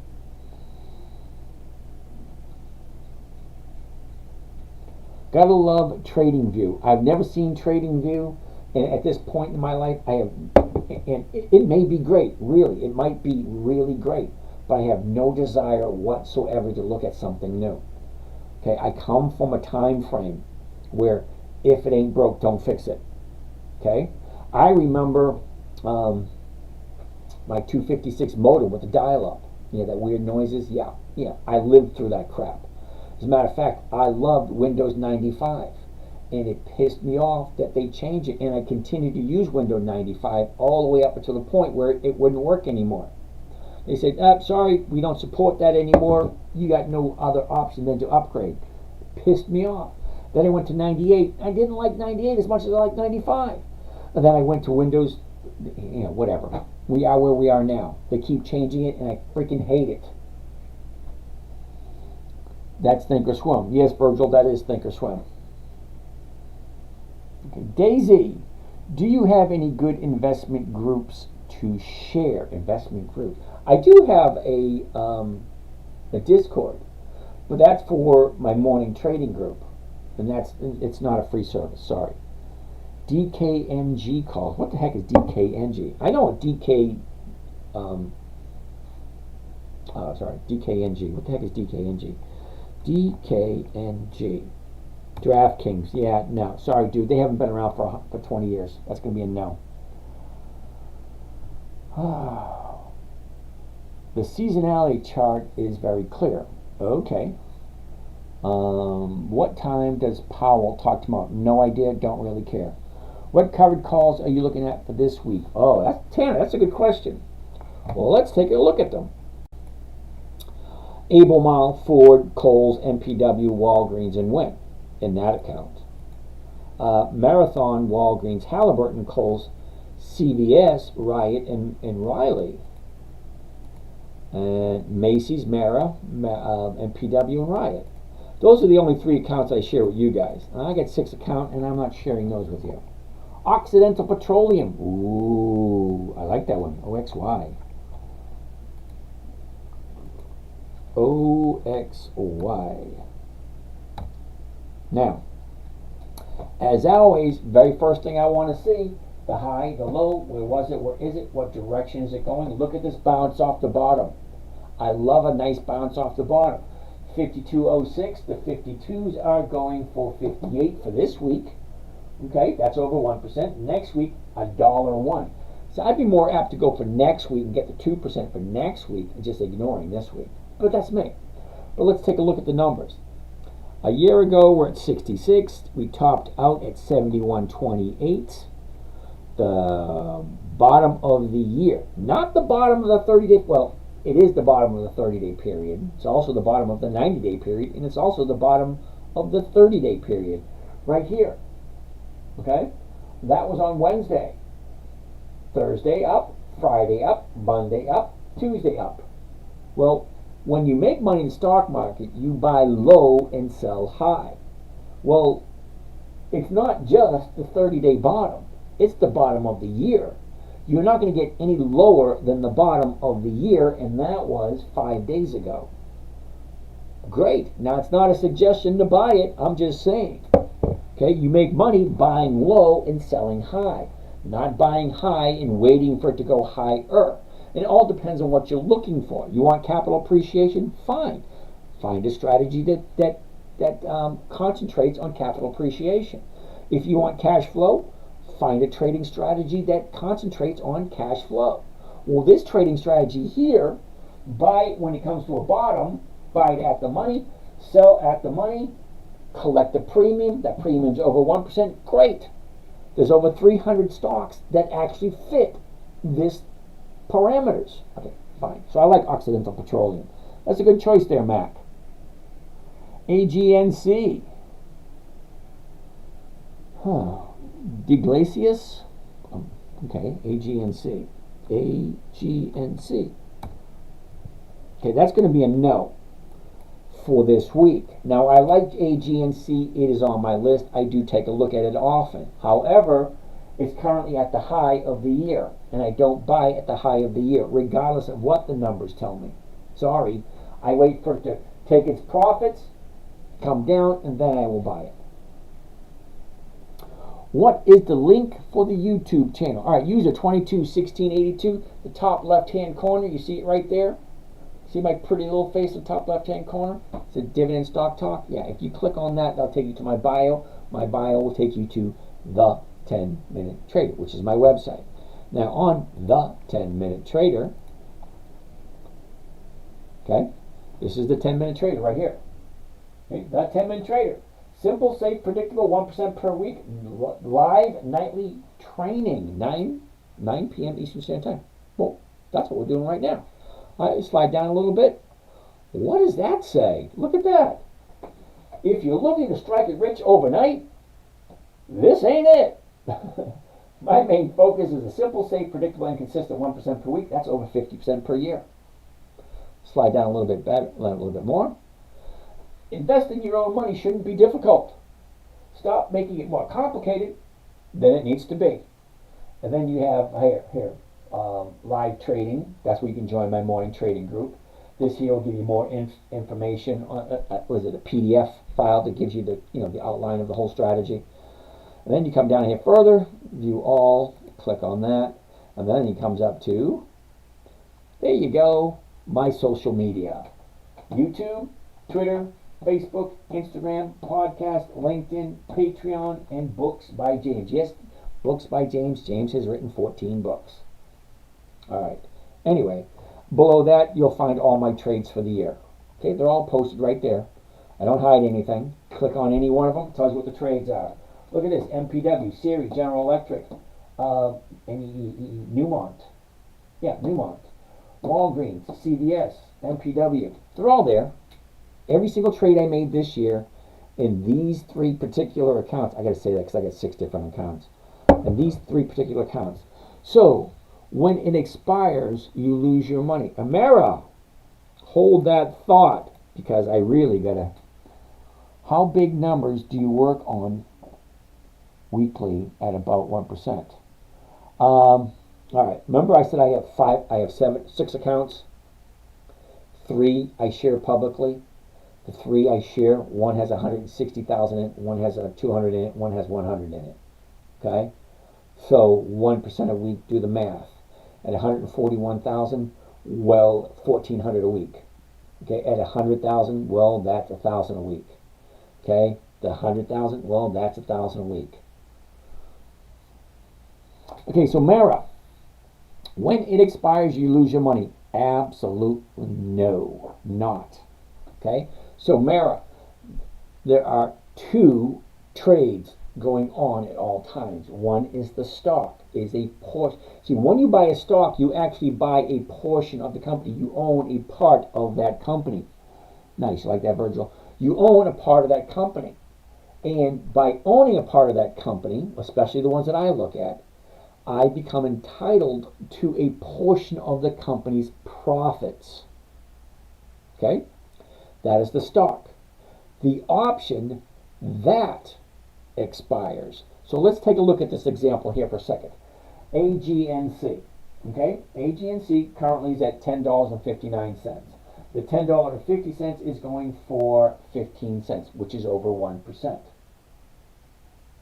Okay, the $10.50 for next week is 19 cents, which is almost 2%. Okay? Almost 2%. Now, if I buy the stock, I will own the stock until the day I sell it. Okay? I don't lose any money unless I sell it at a loss, which is rule number 2. If you weren't here for rule number 2, rule number 1 is never buy something you don't understand. I know who AGNC is. I have no problem with that. Rule number 2, never sell at a loss. If I buy it at $10.59, ain't no way in hell am I selling it for $10.58, $10.57, $9, $8. It can drop down to $2 a share. I'm not selling it at a loss. That's not what I do. I buy a good quality company. I hold on to it until I can sell it for a profit. So, if I buy it at $10.59, I will sell a covered call at $10.50. Now, you may think that I'm selling it at a loss, but I'm not. If I buy it at $10.59, I sell it at $10.50, hypothetically I'm losing 9 cents. But no, the 9 cents is coming off of this right here. All right? That's the premium. I collect that premium. So if you add the premium to the strike price, my actual sale price will be $10.69, which is more than what I paid for it. That's my profit. Okay? Never sell for less than you paid for it. Now, when I sell the strike price, the option, that will expire, but I won't lose my money. Okay? Because there are buyers and there are sellers. Okay? I am an option seller, but before I sell the option, I have to buy the stock first so I have something to sell it against, so that it is covered, so that it is a safe trade. It's one of the safest trades out there. It's called a covered call. You buy the stock, you sell the option against it. So if I'm buying it at 10.59 and I'm selling it at 10.50 and I'm collecting 19 cents, am I actually getting 10.69? Okay? I'm making more than 1%, and that is my goal, 1% per week. Simple, safe, predictable, and consistent. And it only takes me 10 or 15 minutes to do so. First thing you got to do is find the stocks. Well, those are easy. Dividend Kings, Dividend Aristocrats, Dividend Champions, Dividend Contenders, Warren Buffett's list. That's over 300 good quality companies that consistently increase their dividends. Why would you put your money into a company that's not consistently profitable? It boggles my mind. How many people come on here every single night? Now, every single night I get between 9 and 20,000 people coming through, giving me questions, giving me answers, telling me to look at stuff. And they're giving me stocks, and I'm thinking to myself, what the hell are you thinking putting your hard-earned money into something like this? All right, let's keep on going. Brandon Schmidt. I'm buying RR because I have faith in the company for the future, and that may have a dividend. Okay, Brandon, I never tell people not to buy something. I'll question you and saying, what the hell are you thinking? Like, for this example, what the hell are you thinking? Now, I'm making the assumption that you are not retired, okay? That you are looking for capital appreciation, because this thing is at 89 cents. It has no options. Okay, and I'm not going to tell you one way or another what you should and should not invest in. If you think this is a good company, hey, more power to you. It's 89 cents a share. Fine, dandy, do it. Not something I would look at. Okay, ET.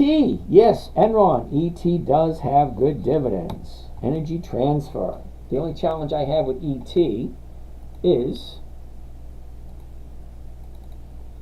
ET, here we go. Okay. The only problem I have with ET is they only have 10 years of dividends. That's it. 10 years of dividends. Okay. 21, 23, 25, 27, 29. They stayed at 29 for a while. That makes me a little uncomfortable. 30, 31, stayed at 31 for a while. And then they cut their dividends in half in 2020. Went from 31 down to 15. 18 to 20 to 23, 27, 31, 32. Okay, so they cut their dividends once, but they're going back and growing again. If you like ET, okay, now ET, you're saying it has a good dividend. I'm going to disagree because the dividend got cut in half recently, and they've only had dividends for 10 years. But if you like it, more power to you. Energy Transfer is really not that bad of a company. Okay, but I don't like it because it doesn't fit in the parameters. How about GE, General Electric? General Electric is one of those companies you'll find, number one, it's at the high of the year, so it's going to be a no, that it's so old and it's so set in its ways. 180, the 180 is going for 370. Holy shit, that's nice. But I don't buy it at the high. Okay? But usually General Electric, the premiums aren't that great. But in this instance, it is. Because it's trying, when they have high dividends, they're trying to encourage people to buy it, and they have a lot of profits. Well, look at the stock. It's a nice little run up. It's going to have I mean, take a look. Here's the bottom, 160. Now it's at 180. That's a $20 increase. A $20 increase on a $160 stock is around, 14% maybe? That's more than 10%. Skipper Art. Any good ones that pay monthly dividends? Well, yeah, there's a whole bunch of them that pay monthly. Brandon Schmidt, what do you think about Icon Energy? Never heard of them. ICON.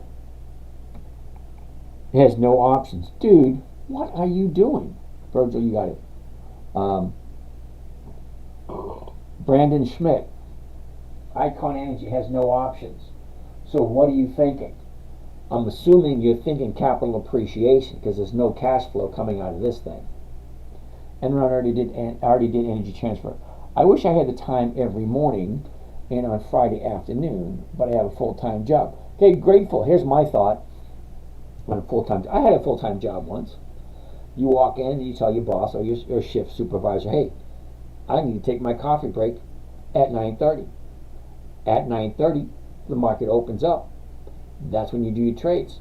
it takes 10 to 15 minutes, and you're entitled to a 10 to 15 minute coffee break every 2 hours, I believe it is. Okay, because I was, believe it or not, by looking at me, you can't tell. At one point in time, I was the CEO. Believe it or not, I had 23 employees, or was it 26? 26 employees at one point in time. I did. Now, I'm retired, kick back, relax, don't do a whole hell of a lot of anything. And I do not have as much money as you think I do. My money's not working for me at this point. Grateful, dude, seriously, you got to do something, because eventually you are going to retire. You are going to get to the point where you walk into work, cable lineman, I have no idea what that is. Okay, grateful, you're going to walk into work one day and your boss is like, whoa, you need to go to HR, dude. And in HR, they're going to say, hey, grateful, time for you to retire. You're going to age out, walk out, or toe tag out, one or the other. It's coming whether you like it or not. Now, you think I actually thought that I'd be here at some point in time? No. My aspiration as a kid was to be a soldier. When I got out of high school, I joined the service. I went right from high school right to the service. I didn't have a summer. My summer was spent in boot camp. I paved the way for the information highway. Yeah, so did I. I was there. So, you're going to get there sooner or later. And if your money's not working now, well, when are you going to do it? Now, don't get me wrong, but most people spend more time planning a family barbecue or what do you call it? Hold on. A Super Bowl party. They spend more time planning a barbecue or a Super Bowl party than they do in their personal finances. And guess what? When you're retired, you have that income to rely on and nothing else. Okay? Had I paid more attention when I was younger, you need climb telephone poles, way to go. Okay, if I paid attention when I was younger, I would have done this a long time ago, but I didn't. Okay, I'm here where I am, and I'm making the most of where I am, making the best of where I am.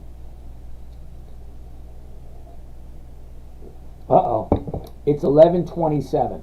So here you got 11:28. You guys got 2 minutes to bring the count up to over 200 people, or I'm calling it a night. So if at 11:30 we're over 200, I'll stay longer. But at this moment we're at 136. We're at 200 a little while ago. Hey Jim, how do I try your strategy? Simple, Alan. My honest opinion, she's coming back every day. Sell, trading places. Yeah, that's how we got high-speed cable. Yep, that's right. All right, hold on a second. Cannabis Cam. Okay. Can you explain time frames on receiving dividends? Example, how long do you have to hold them till, all right, cannabis. Let's go back to here for a second. Let's get rid of this. Okay. Now, let's do this right here.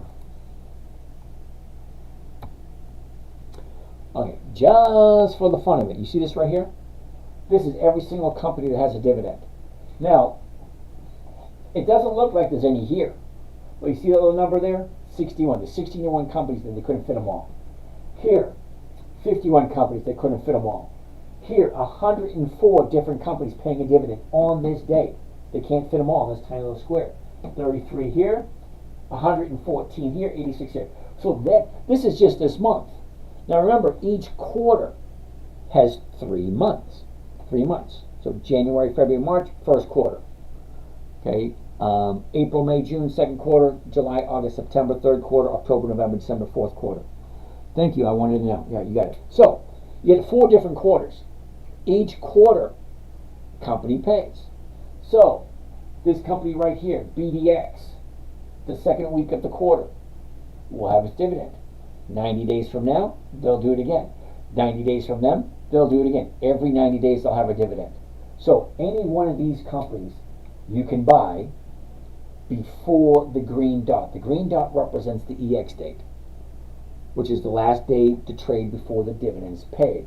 And it also represents the date of record. So if you own the stock on this date, which means you're going to buy it before this date, here, any one of those before this date, to collect the dividend. So you have 4 dates. announcement date, EX date, date of record, payment date. Okay, that's it. You buy it on the date of record, to buy it for the EX date and date of record. Then you collect a dividend, sell it for profit, go to the next one. Buy it, sell it for a profit, go to the next one. Buy it, sell it for a profit, go to the next one. It's called dividend capturing. That's in my first book, How to Get 10 to 20 Checks Per Month Like Clockwork. Dividend capturing. Trading strategies over 400 years old. I'm used to getting monthly dividends. Skipper Art, cool for you. I'm used to getting weekly checks. You get monthly, I get weekly. Okay, Alan, I'm going to tell you come back every night until you learn it. It's really not that difficult. I use E-Trade and NFU. I have no idea what NFU is. All right, we got it's past that time. What's a good starting amount? Benjamin, I can't tell you what starting amount's good for anyone. Thoughts on 401ks and Roth? Okay, 401k, you're going to be screwed eventually. Look at the fine print. I mean, the fine print. How to take weekly. Virgil, weekly options. Weekly options, weekly pay. I'm learning too. Boyce Brown, cool. I'll take weekly. Keep coming back. You'll get it. You'll understand. It's not that difficult. I'm here every night. All right, so Tegici, I have no idea how to pronounce it. 401k, you're going to get ripped off eventually. Roth IRA, yeah, eventually, right at this moment in time, they're non-taxed. But here's the thing. At one point in time, Social Security was not taxed. People who were retired tax-free. Now we're being screwed. Okay? So if you think the government's not going to find a way to tax that money, yeah, you're in sad shape, dude. Seriously. Delusional. Eventually, if they have a way to screw us, they will. You'll see me tomorrow. I'll be here tomorrow. I'm getting ready to sign off. I'm just going to go through these last questions. What's a good starting amount? Ben, I can't tell you that. You have to figure out, because you know what your personal finances are. You do. You know what you want to do. You know what you can do. You know what you can't do. You know what you're comfortable with. You know what your risk factor is. Okay, that's a you question. Okay, my grandson started out with $50. I started out, I think it was 12,000. I started out with decades ago. I'm not looking up any more tonight. I'm just answering questions. Vaughn, Jan, gatekeeper? I'm not gatekeeping anything. Ask me any question you want. Why do I use multiple accounts? It's none of your damn business. I have more than one account. What's wrong with that? Okay, so look at it this way. I have more than one account. So, hypothetically speaking, if I run into an issue and they seize one of my accounts, well, I have a couple other ones to work with. Okay, if you have all your money in one account, if you have all your money in one bank account, if you have one credit card, yeah, you're doing something wrong. You think the powers that be aren't going to try to figure out a way to screw me over? Of course they are. I like to have my risk spread out. What platform do I use for trading? I use Platform Thinkorswim, which is through Charles Schwab, and I also use Robinhood. Thinkorswim. Nelly, I like Nelly. Should pop right. Yep. Lunar stocks and moon. Yeah. Okay. Cool. Lunar stock. Okay, got it. Bid ask price. There are more than that. Yep, probably. VOO Mara. Oh, honey, I wish you asked me earlier about VOO. Hell no to VOO. I should come up with a mantra. Hell no to VOO. Hell no to VOO. The reason why I'm saying hell no to VOO, but quickly, I said I was going to be done, but I feel compelled to share this with you. VOO, number one, look at the dividends all over the place. No consistency whatsoever. Also, only 10 years worth of dividends. That's it, only 10 years. But here's where it gets worse. Are you ready? Because you might not be ready for this one, Mara. You're investing your money, look what you're getting. You're getting 1.28%. You are losing money every year you have your money invested in VOO. Because you cannot tell me and you cannot convince me any way, shape, or form that eggs are not more expensive than they were 5 or 10 years ago. You cannot make me believe that gas is not more expensive than it was 5 or 10 years ago. I don't care if you're talking Trump. I don't care if you're talking Biden. I don't care who you're talking about. Inflation is inflation. Gas cost something last year. Gas cost something 10 years ago. Now it costs this. Okay, the inflation rate is way, way, way more than 1.28. That's what you're gaining with VOO, 1.28% per year.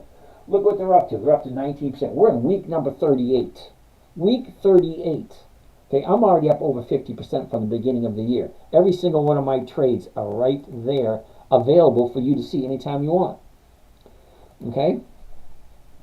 Bitto, Macy's, Kohl's, AEO, MPW. They're all there. Every single trade I make is there. As a matter of fact, we go way up here. I used to do this every year until the podcast company changed. Okay? I have a podcast. There's over 900 episodes. 900. You can pick any one.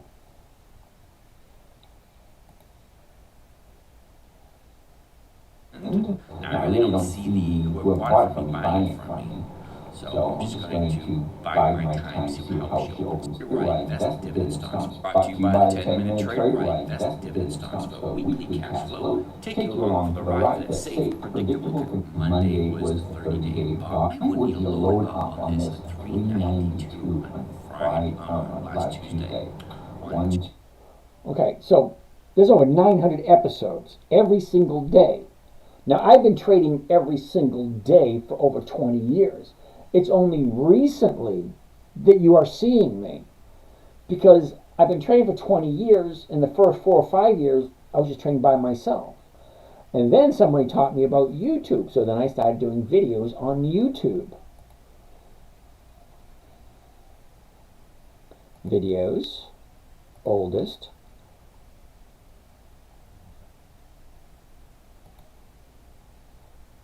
March 29, 2013.